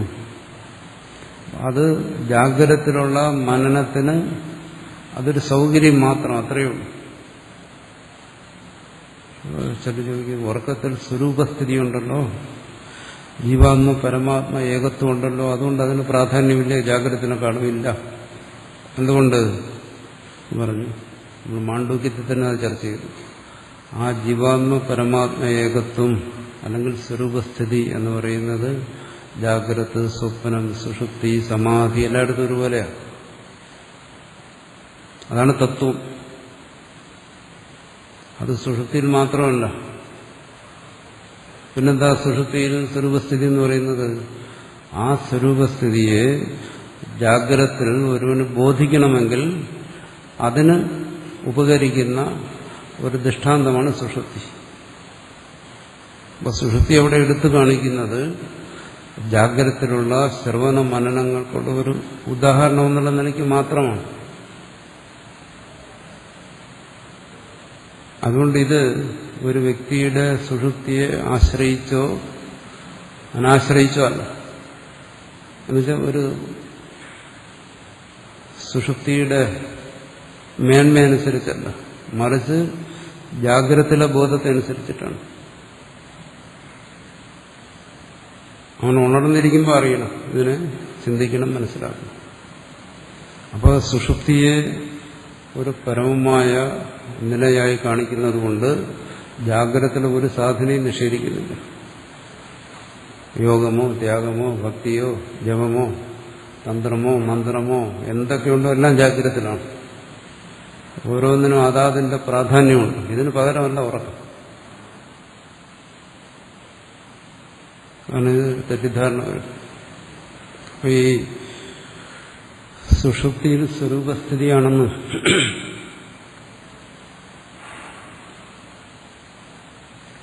ഉള്ളത് കേട്ടിട്ട് ഞാൻ നേരിട്ട് കണ്ടിട്ടുള്ള അനുഭവം. ഒരു സ്വാമി സദാസമയവും മൂടിപ്പതിച്ച് കിടന്ന് ഉറങ്ങും. അപ്പം ഞാൻ ആളോട് ചോദിച്ചു എന്താ.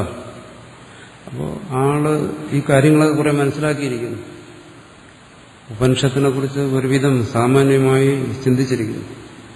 അപ്പോൾ സുഷുപ്തിയെ എത്ര പ്രാധാന്യത്തോടുകൂടിയാണ് അവിടെ ചർച്ച ചെയ്തിരിക്കുന്നത് മനസ്സിലാക്കിയത്. പക്ഷേ അവിടെ ഒരു തെറ്റിദ്ധാരണമുണ്ട്. എന്താണ്?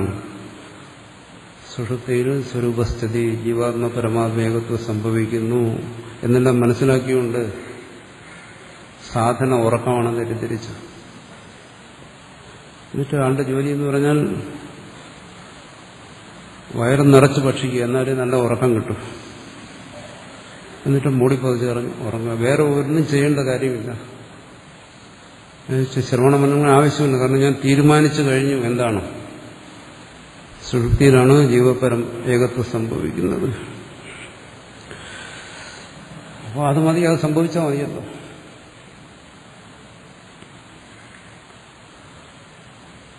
അപ്പം ഇതല്ല ശ്രുതി പറയുന്നത്. ഞാൻ പറയുന്നതിനും ദൈവീയതാരും അങ്ങനെ തെറ്റിദ്ധരിക്കരുത്. സുഷുപ്തിക്ക് അങ്ങനെ ഒരു പ്രാധാന്യമല്ല കൊടുക്കുന്നത്. സുഷുപ്തിക്ക് പ്രാധാന്യമുണ്ട്. എന്താണ് അത്? അവിടെ അതിനൊരു ദൃഷ്ടാന്തമായി ചിന്തിച്ചു കഴിഞ്ഞാൽ ഈ ജാഗ്രതത്തിൽ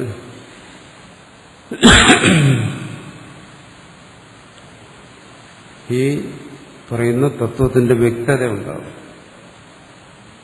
ഇവിടെ എന്താ സംഭവിക്കേണ്ടത്? ആത്യന്തികമായി ഈ ശ്രവണ മനനങ്ങളുടെ ഫലമായിട്ട് എന്താ പറയുന്നത്? അജ്ഞാനനാശം. ഉറക്കം കൊണ്ടത് സംഭവിക്കുകയില്ല.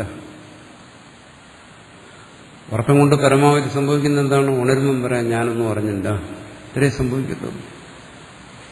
അത് നല്ല ഗാഠമായി ഉറങ്ങിയാലും ശരി, ചെറിയ രീതിയിൽ ഉറങ്ങിയാലും ശരി പറയാം ഞാനൊന്നും അറിഞ്ഞില്ല. അതിനപ്പുറം ഒന്നും പറയാൻ കഴിയത്തില്ല. പക്ഷെ ജാഗ്രതത്തിൽ അങ്ങനെയല്ല. ജാഗ്രതത്തിൽ അവൻ പറയുന്നു അത് സ്വരൂപസ്ഥിതിയാണ്. അത് സ്വരൂപസ്ഥിതിയാണെന്ന് അവൻ ഗ്രഹിക്കണമെങ്കിൽ ഉണർന്നിരുന്നാലേ പറ്റൂ, ഉറങ്ങിയാൽ പറ്റത്തില്ല. അതുകൊണ്ട് ഉറക്കം ഒരിക്കലും ഒരു സാധനമില്ല. ഉറക്കത്തിൽ എത്തിച്ചേരാൻ വേണ്ടിയിട്ടല്ല പറയുന്നത്. ഇത് ഉറക്കത്തിന് സമാനമായൊരവസ്ഥയല്ല, അങ്ങനെയല്ല. ഉറക്കത്തിന് സമാനമായ അവസ്ഥ എന്ന് പറയുന്നത് എന്താണ്? അത് സമാധിയാണ്. ഉറക്കമല്ല, പക്ഷെ ഉറക്കത്തിന് സമാനം. തത്വജ്ഞാനം അതല്ല. അത് ആ ബോധം വ്യക്തമാകുന്നതിന് വേണ്ടി ആ ഉറക്കത്തെ ഒരു ഉദാഹരണമാക്കി വെച്ച് ചിന്തിക്കുന്നു. അതുകൊണ്ട് ഈ തത്വബോധം, ജാഗ്രതയിലെ തത്വബോധം നമ്മുടെ സുഷുപ്തിയെ ആശ്രയിച്ചല്ല. എനിക്ക് എത്രമാത്രം ഉറക്കമുണ്ട് എന്നുള്ളതിനെ ആശ്രയിച്ചല്ല. ഒരാൾക്ക് നല്ല ഉറക്കം കിട്ടുന്നുണ്ട്, ദൃഢമായ ഉറക്കം, അതുകൊണ്ട് അയാൾ നല്ല തത്വജ്ഞാനിയായിരിക്കുമെന്നില്ല. ഒരാൾക്ക് ഉറക്കം ശരിക്കും കിട്ടുന്നില്ല, അതുകൊണ്ട് അയാളുടെ തത്വജ്ഞാനത്തിന് കുറവ് വരുമെന്നുള്ളതല്ല. അത് ഇതുമായിട്ടൊരു ബന്ധമില്ല. പക്ഷെ ഒരു ദൃഷ്ടാന്തമായി അതിനെ മനസ്സിലാക്കണം. അത് തന്റെ ഉറക്കം തന്നെ വേണമെന്നില്ല, അന്യന്റെ ഉറക്കമായാലും മതി. ഏതായാലും അത് പര്യാപ്തമാണ്.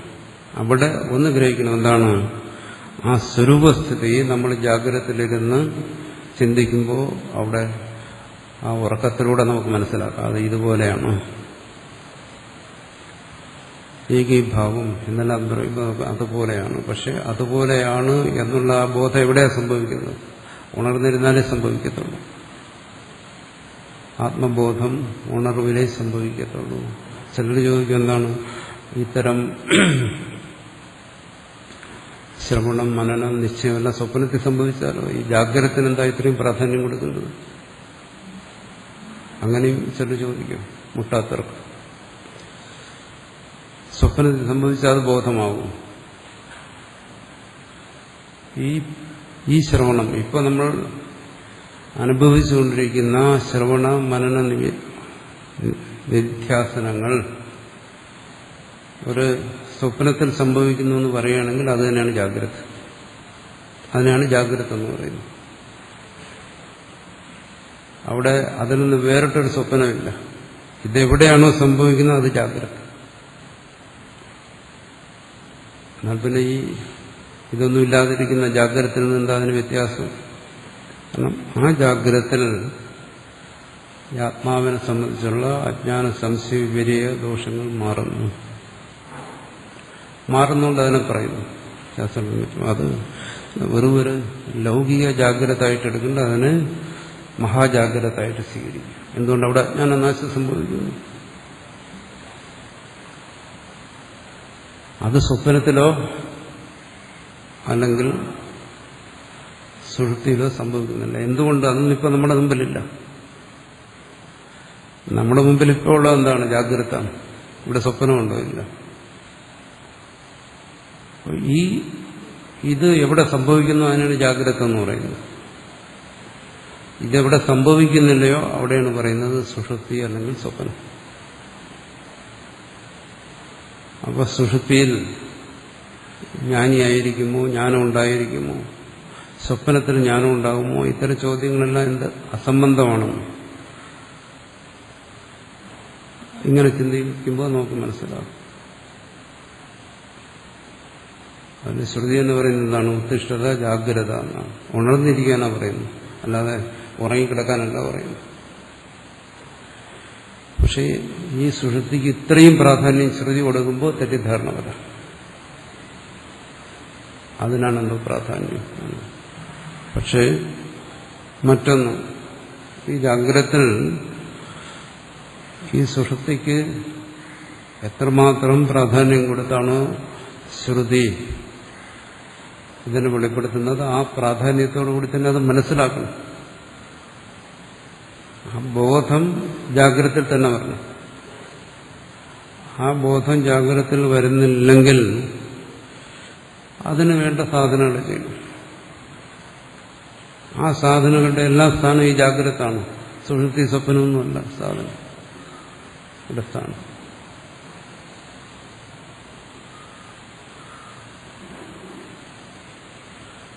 അത് ജാഗ്രത തന്നെയാണ്. ജാഗ്രതയിലേ ഉള്ളൂ. സാധനയും സാധ്യവുമെല്ലാം ജാഗ്രതയിലേ ഉള്ളൂ. മറ്റവസ്ഥകളിലൊന്നുമില്ല. അതെല്ലാം കേവലം ദൃഷ്ടാന്തം. അത് വേണമെങ്കിൽ പറയാം, എന്താണോ ഈ പ്രപഞ്ചത്തെ, ഈ ജീവന്മാരെല്ലാം സൃഷ്ടിച്ച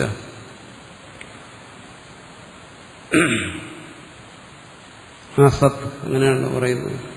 തസ്സൃഷ്ടദേവാന് പ്രാവശ്യം ആ സത്ത് ഈ ഒരു ജാഗ്രത എന്ന് പറയുന്നൊരവസ്ഥ കൂടാതെ രണ്ട് അവസ്ഥകൾ കൂടെ വച്ചു ആ സൃഷ്ടി. ഒന്ന് സുഷുപ്തി, എന്തിനു വേണ്ടി? ഈ ആത്മാവിന്റെ പാരമാർത്ഥികത്വം അത് മനസ്സിലാക്കാൻ വേണ്ടി. സ്വപ്നം എന്ന് പറയുന്ന മറ്റൊരവസ്ഥയെ കൂടെ വെച്ച് എന്തിനു വേണ്ടി? ഈ ജഗത്തിന്റെ നിസ്സാരത മനസ്സിലാക്കാൻ വേണ്ടിയിട്ട്. അപ്പൊ രണ്ടും കൂടെ ചേരുമ്പോൾ എന്തായി? തത്വബോധമായി. ആ തത്വബോധത്തിന് വേണ്ടി ഈ സ്വപ്നത്തെയും സുഷുപ്തിയും വെച്ചു. ആ തത്വബോധത്തിന് വേണ്ടി, ആ തത്വബോധം ഉണ്ടാകുന്നതിന് വേണ്ടി ജാഗ്രത. ഇതാണ് അദ്വൈതത്തിന്റെ നിലപാട്. ഞാനിത് പറയുന്നത്, ഞാൻ ഇങ്ങനെ പറഞ്ഞു ഈ ആൾക്കാരെല്ലാം കൊണ്ടുവന്ന് അബദ്ധത്തിൽ ചാടിക്കുമെന്ന് എനിക്ക് തന്നെ ഭയമായി. കാരണം ഉറക്കം ഇത് ശ്രുതി പറയുമ്പോൾ പറയാതിരിക്കാൻ പറ്റും. പറഞ്ഞെല്ലാവരും ഇനി ഉറങ്ങാൻ തുടങ്ങിക്കഴിഞ്ഞാൽ അതിന് ഉത്തരവാദി ഞാനാകും. അപ്പം അതെല്ലാം കൂടെ ഉദ്ദേശിക്കുന്നു. നിങ്ങൾ ഉറങ്ങുന്നില്ലയോ, നല്ലോണം ഉറക്കം കിട്ടുന്നുണ്ടോ ഇല്ലയോ, അതൊന്നും ഇവിടെ വിഷയമല്ല. ഇനി ഒരാൾക്ക് ഉറക്കം കിട്ടിയില്ലെങ്കിലും കുഴപ്പമില്ല, അന്യന്റെ ഉറക്കം കണ്ടാൽ മനസ്സിലാകുമല്ലോ. അതിനാണ് ഇവിടെ അത് കാണിക്കുന്നത്. അത് കണ്ട് മനസ്സിലാക്കുക ഇവിടെ ആരുണർന്നിരിക്കുന്നു. ഇനി അതിന് ഭാഷ്യകാരൻ വളരെ ഭംഗിയായി വിശദീകരിക്കും. അവിടെ എങ്ങനെ ആത്മാവ് ഉറങ്ങുന്നു, എങ്ങനെ ഉണർന്നു വരുന്നു.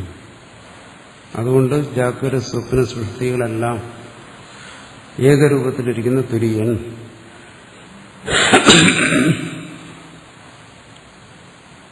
ആ തുര്യനെ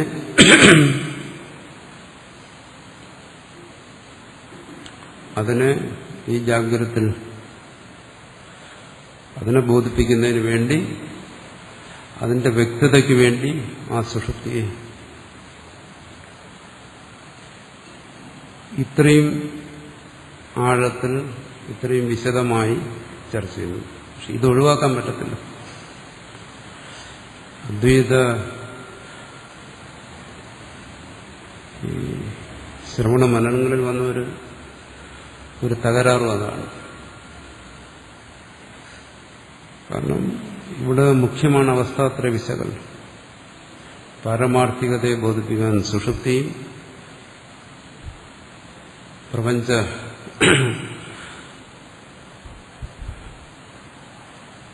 സത്തയുടെ നില എന്താണ് അത് ബോധിപ്പിക്കാൻ സ്വപ്നവും, ഇത് രണ്ടും ബോധിക്കുന്നതിന് വേണ്ടിയിട്ട് ജാഗ്രത. ഇത് ആണ് ഈ ജീവന്റെ മൂന്നവസ്ഥ. ഇതിൽ നമ്മൾ പ്രപഞ്ച മിഥ്യാത്വത്തിന് പ്രാധാന്യം കൊടുത്ത് കഴിഞ്ഞാൽ അതിൻ്റെ അടുത്ത് അത് സ്വപ്നത്തിന് പ്രാധാന്യം കൊടുക്കുന്നു. കേവലം പ്രപഞ്ചത്തെ പൂർണ്ണമായും മിഥ്യയായി തള്ളി പാരമാർത്ഥികത്തെ ചിന്തിച്ചാൽ സുഷുപ്തിയെക്കുറിച്ച് മാത്രമായി. ഇവിടെ രണ്ടിനെയും സമന്വയിപ്പിക്കുകയാണ്. അതുകൊണ്ട് ഈ രണ്ടവസ്ഥയും ഒരുപോലെ പരിഗണിച്ച് ചിന്തിക്കണം. പക്ഷെ അതല്ലാതെ വന്നാൽ അദ്വൈതം ഭാഗികമായി പോകും, ഒറ്റക്കാലുള്ള മുടന്തനായി പോകും അദ്വൈതം. അതാണ് പലയിടത്തും സംഭവിച്ചിരിക്കുന്നത്. കാരണം സുഷുപ്തി എന്താണ്? അത് അജ്ഞാനം, അങ്ങ് തള്ളിക്കളയും. സ്വപ്നം എന്താണ്? അത് മിഥ്യ,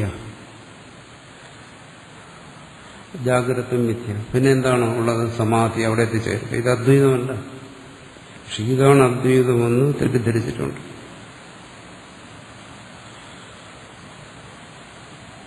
അല്ലെങ്കിൽ നമ്മൾ നോക്കുക, എത്ര സ്ഥലങ്ങളിലാണ്, ഇനി എത്രയോ സ്ഥലങ്ങളിലാണ് സ്വപ്നത്തെക്കുറിച്ചുള്ള ചർച്ചയൊക്കെ വളരെ കുറവാണ്. ഇവിടെ ഈ ഉപനിഷത്തിൽ ദീർഘമായ ചർച്ച വരുന്ന മുഴുവൻ സുഷുപ്തിയെക്കുറിച്ചാണ്.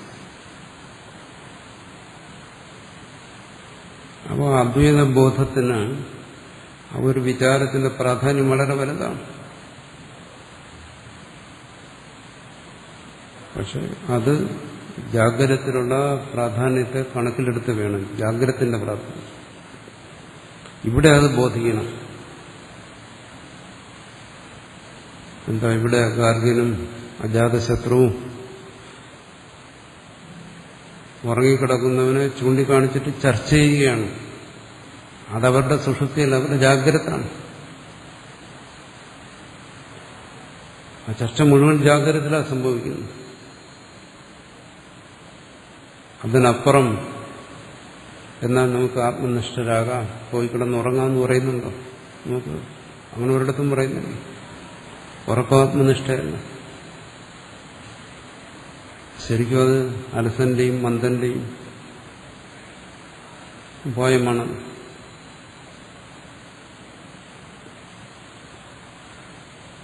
അതുകൊണ്ട് ഇവിടെ അതിനൊരു ദൃഷ്ടാന്തമായി സ്വീകരിച്ചുകൊണ്ട് ജാഗ്രതത്തിൽ ചിന്തിക്കുമ്പോൾ അതിനൊരു സർവപ്രാധാന്യം വരും. അതിനെ ആശ്രയിക്കാതെ, ആ ഒരവസ്ഥയെ ആശ്രയിക്കാതെ നമുക്ക് തത്വനിഷ്ഠ, തത്വബോധം അതുണ്ടാകത്തില്ല. അതിനുവേണ്ടി അതിനെ പലതരത്തിൽ ഭാഷ്യകാരൻ നമ്മളെ നയിക്കുന്നത് ശരിയായ വഴിയിലൂടെ തന്നെയാണ്. നമ്മളതിൽ ഭ്രമത്തെ ഉണ്ടാക്കാതിരുന്നാൽ മതി. ഭാഷ്യകാരൻ കൊടുക്കാത്ത പ്രാധാന്യം സുഷുപ്തിക്ക് നമ്മൾ കൊടുക്കരുത്. ഭാഷ്യകാരൻ കൊടുത്ത പ്രാധാന്യത്തെ അവഗണിക്കാനും പാടില്ല. എന്നിട്ട് ജാഗ്രത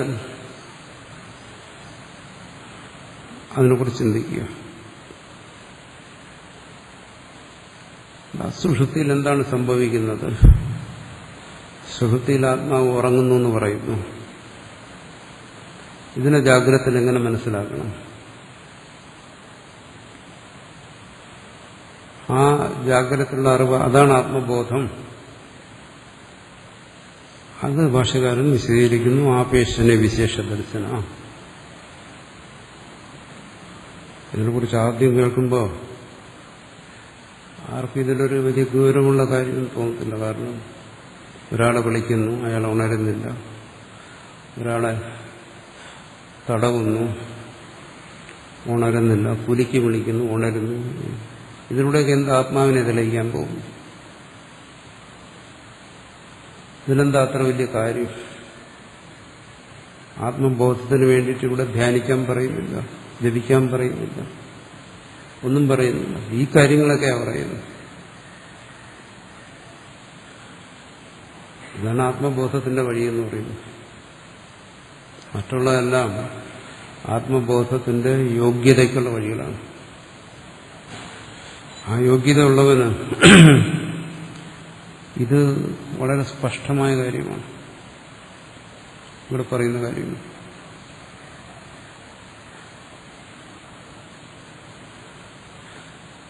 കാരണം ആ പറഞ്ഞല്ലോ, ജാഗ്രതത്തിന്റെ പ്രാധാന്യം എന്ന് പറഞ്ഞു. ജാഗ്രത എല്ലാവർക്കും ഉള്ളതാണ്. എന്തുകൊണ്ട്? നമ്മെ സംബന്ധിച്ചിടത്തോളം നമ്മുടെ അനുഭവം എന്ന് പറയുന്നത് ജാഗ്രതാണ്. സുഷുപ്തി എന്ന് പറയാൻ പറ്റുമോ? ഇല്ല, അതിപ്പോ ഇല്ല. സ്വപ്നം എന്ന് പറയാൻ പറ്റുമോ? അതുമില്ല.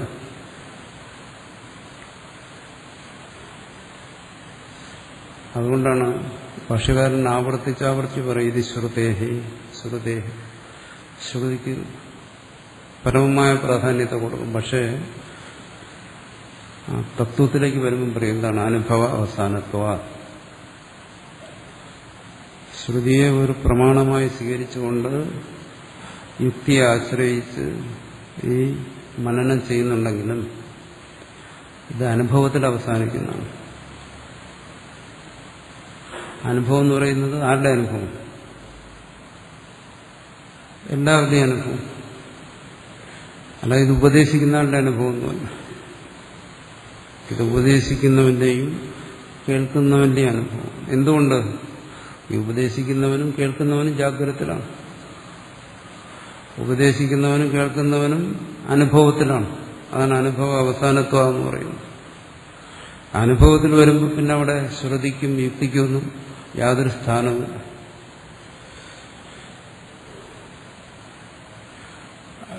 ഇവിടെ അദ്വൈത ബോധത്തെക്കുറിച്ച് പറയുമ്പോൾ മറ്റുള്ള കാര്യങ്ങളെപ്പോലെയല്ല അത് ബോധിപ്പിക്കുന്നു. അദ്വൈതി തന്റെ ബോധത്തെ ശ്രോതാവിനെ ബോധിപ്പിക്കുകയല്ല, മറിച്ച് ശ്രോതാവിന്റെ ബോധം ഇന്നതാണെന്ന് പറയുകയാണ്. നിന്റെ ബോധം ഇന്നതാണ്, ത്വം അസി തന്നെ പറയുന്നു.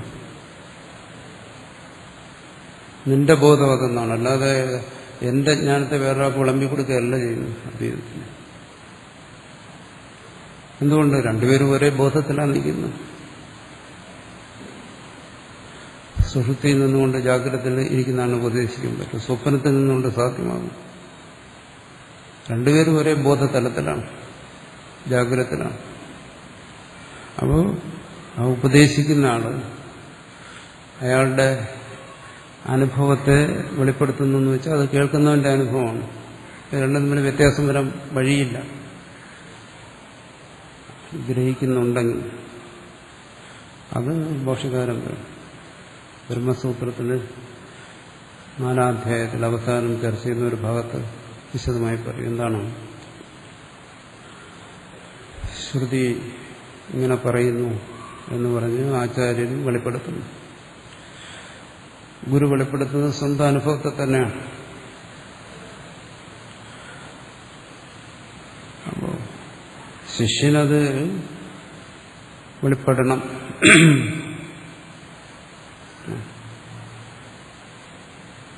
അവന് ശിഷ്യനത് വെളിപ്പെടുന്നില്ലെങ്കിൽ അതിൻ്റെ അർത്ഥം എന്താണ്? ശിഷ്യനതിന് യോഗ്യതയില്ലെന്നുള്ളതേ ഉള്ളൂ. അതിൻ്റെ അർത്ഥം യോഗ്യതയില്ലാത്തവന് വെളിപ്പെടുന്നില്ല. യോഗ്യതയില്ലെങ്കിൽ അതിനുള്ള കാരണങ്ങൾ അന്വേഷിക്കുക, അതിനുള്ള പരിഹാരങ്ങൾ നിർദ്ദേശിക്കുക. അവിടെ എല്ലാ ആധ്യാത്മിക സാധനങ്ങളും വരും. യോഗ്യതയുള്ളവനത് വെളിപ്പെടും എന്നാണ്. അത് കേവലം യോഗ്യതയെ മാത്രം ആശ്രയിക്കുന്ന കാര്യമാണ്. അല്ലാത്തവന് ഗ്രഹണമേ സംഭവിക്കത്തില്ല. മുമ്പ് ചർച്ച ചെയ്തില്ലേ? ശ്രവണ സമകാലയവ ജ്ഞാനം. അപ്പോ ഉപദേശിക്കുന്ന ജ്ഞാനം തന്നെയാണ് കേൾക്കുന്നവന്റെ ജ്ഞാനം. രണ്ടല്ല. അത് ഒരാളുടെ ജ്ഞാനം ഗുരുവിന്റെ ജ്ഞാനം മാത്രമാണ്. ഗുരുജ്ഞാനിയാണ്, കേൾക്കുന്നത് ജ്ഞാനിയല്ല. അങ്ങനെ സംഭവിക്കത്തില്ല. കേൾക്കുന്നുണ്ടെങ്കിൽ അവൻ ജ്ഞാനി തന്നെയാണ്. എന്തുകൊണ്ട്? രണ്ടും ഒരേ തത്വത്തിൽ ഒരേ അനുഭവത്തെക്കുറിച്ചാണ് പറയുന്നത്. അല്ലെങ്കിൽ അവൻ ഗ്രഹിക്കുന്നില്ല, അത്രയാണ്, കേൾക്കുന്നില്ല. അങ്ങനെ സംഭവിക്കാം. അത് പറയുന്നുണ്ട്. അത് ഗ്രഹിക്കുന്നില്ലെന്നേ അർത്ഥമാണ്. അതുകൊണ്ടിവിടെ പരമമായ പ്രാധാന്യം ജാഗ്രത.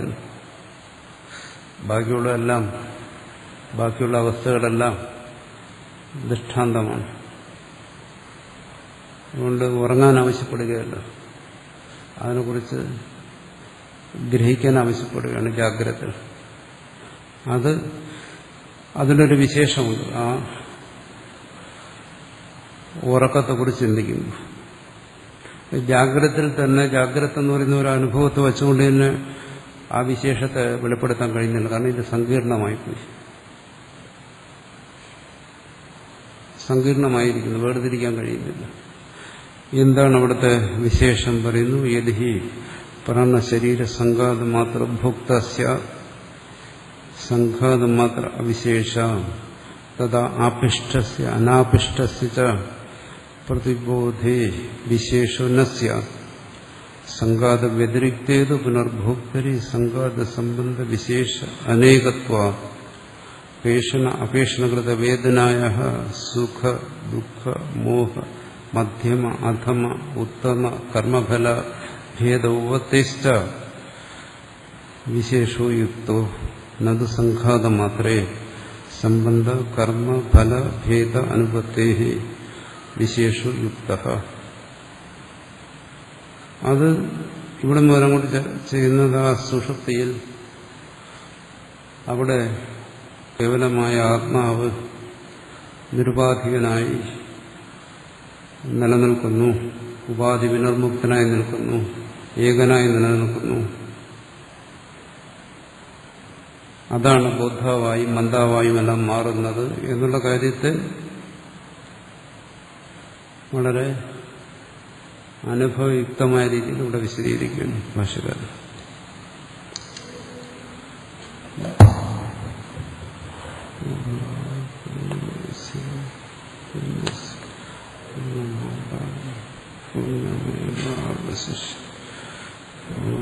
ശാന്തി ശാന്തി ശാന്തി. ഓം ശാന്തി.